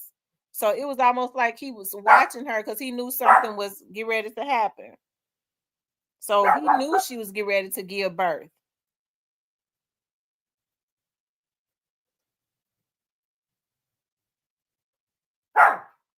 Dogs are so intelligent. That's why I do not like it when people abuse animals. To me, that is just so evil. How could you do that? Like they cry, they sense when something is about to happen, they get sad. All they be wanting is love. Just like that dog was crying. They said that dog on tape. They said that man had beat that dog so bad. And they said that dog was just crying. He was just crying. And how could he drag that dog and take him with his, don't get me started about that bitch ass mother sucker, and throw that dog over the bridge. And the dog still didn't die. And he go get it and throw it over the bridge again. This time he dropped it on his head. They say he hit his head and he never got up again. And he's sitting up looking at the judge like, I can't believe you give me $100,000 bond. See, that's the reason why I know that's an injustice for Ricky Floyd, because they gave him $100,000 bond, which they should have, but they gave her $100,000 bond. And Ricky Floyd is a human. She should have got $1 million bond, and he should get the $100,000 bond for what he did to that dog. He needs the $100,000, right? And they need to watch him. They don't need to leave no children around him. Because, see, I feel like when people abuse animals, they'll do something to a baby. They start out doing it to animals. And then they work their way into doing stuff to children and old people, those that they consider to be vulnerable.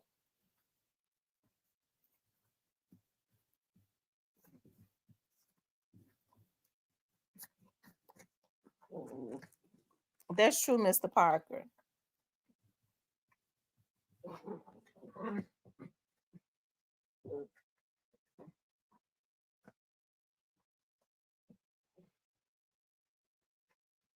I don't even like. I've never liked cats, but I went into a beauty supply store today to give me some edge control. And when I walked out of their beauty supply store, there was this cat sitting right at the door. She was so fat. I know she eating. I was like, "Are you pregnant?" I started talking to her, and I don't even like cats. I was like, "Are you pregnant, mama?" She didn't say nothing. She just looked straight ahead. She didn't even look up at me. I was like, "Are you pregnant?" And I was like, "Do I got some food in the car?" I didn't have any food in the car. Because I was like, is she sitting by right here in the door of the beauty supply store because she's hungry? And she was real round. So I was like, is she pregnant? Because I was going, if I would have had some food, I would have given it to her. I felt like she was real comfortable sitting there. I was like, when I was pulling, I was like, I hope they don't be mean to her.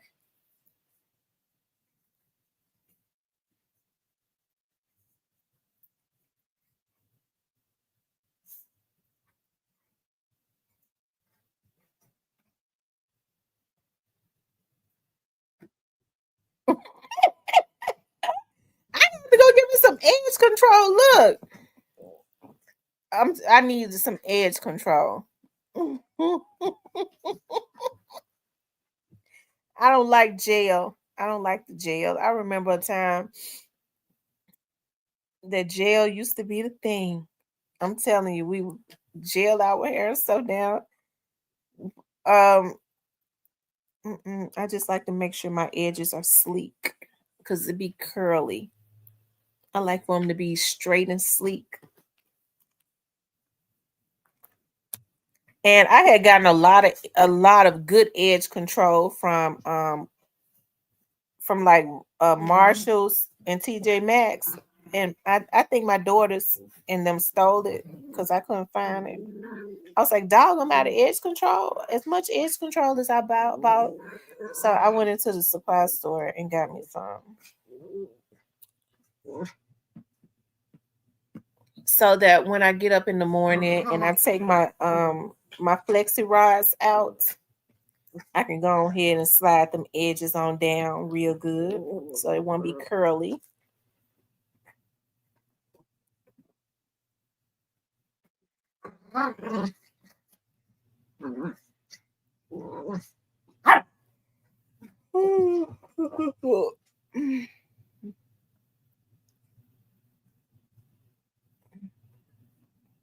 I need somebody to come and put up my shelves on my for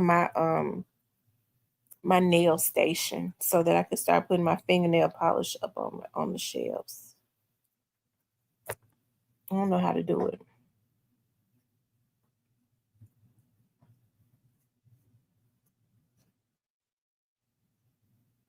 Yeah, my nails look so weird with no nails, with no tips on them. I've been letting my own nails go. That's why women make the money they make on the job, from edge control all the way to BBLs. Y'all spend $750,000 in the beauty over your lifetime. The edge control didn't cost me like $4.99. I got 3 of them so that I won't when I'll have. I like to stock up on stuff.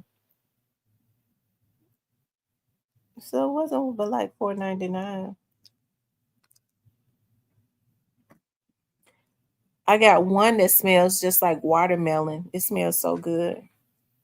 That's my first time seeing that one. I was like, I'm gonna try this one. It smells like watermelon.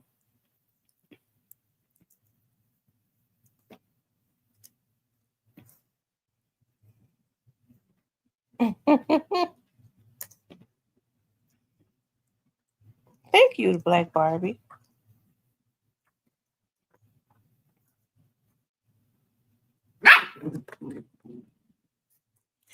Well, the beauty business is where all of the money is. I mean, I think I would tell anybody if they got a gift of like doing hair, nails, stuff like that. Get into the eyebrows, get into the beauty business. Keep your clients happy. Get into the business, keep your clients happy, and you'll grow your clientele.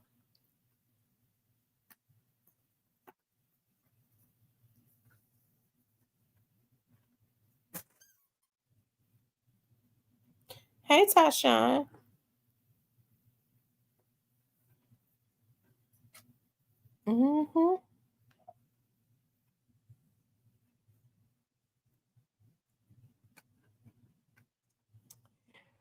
Anyway, Sean, I'm gonna get ready to get off. I enjoyed being on here with you all today. Hey, I appreciate all of the support that I get from you guys. Okay, it really means a lot to me. You all make sure y'all have a good night. Okay, I'll talk with you later.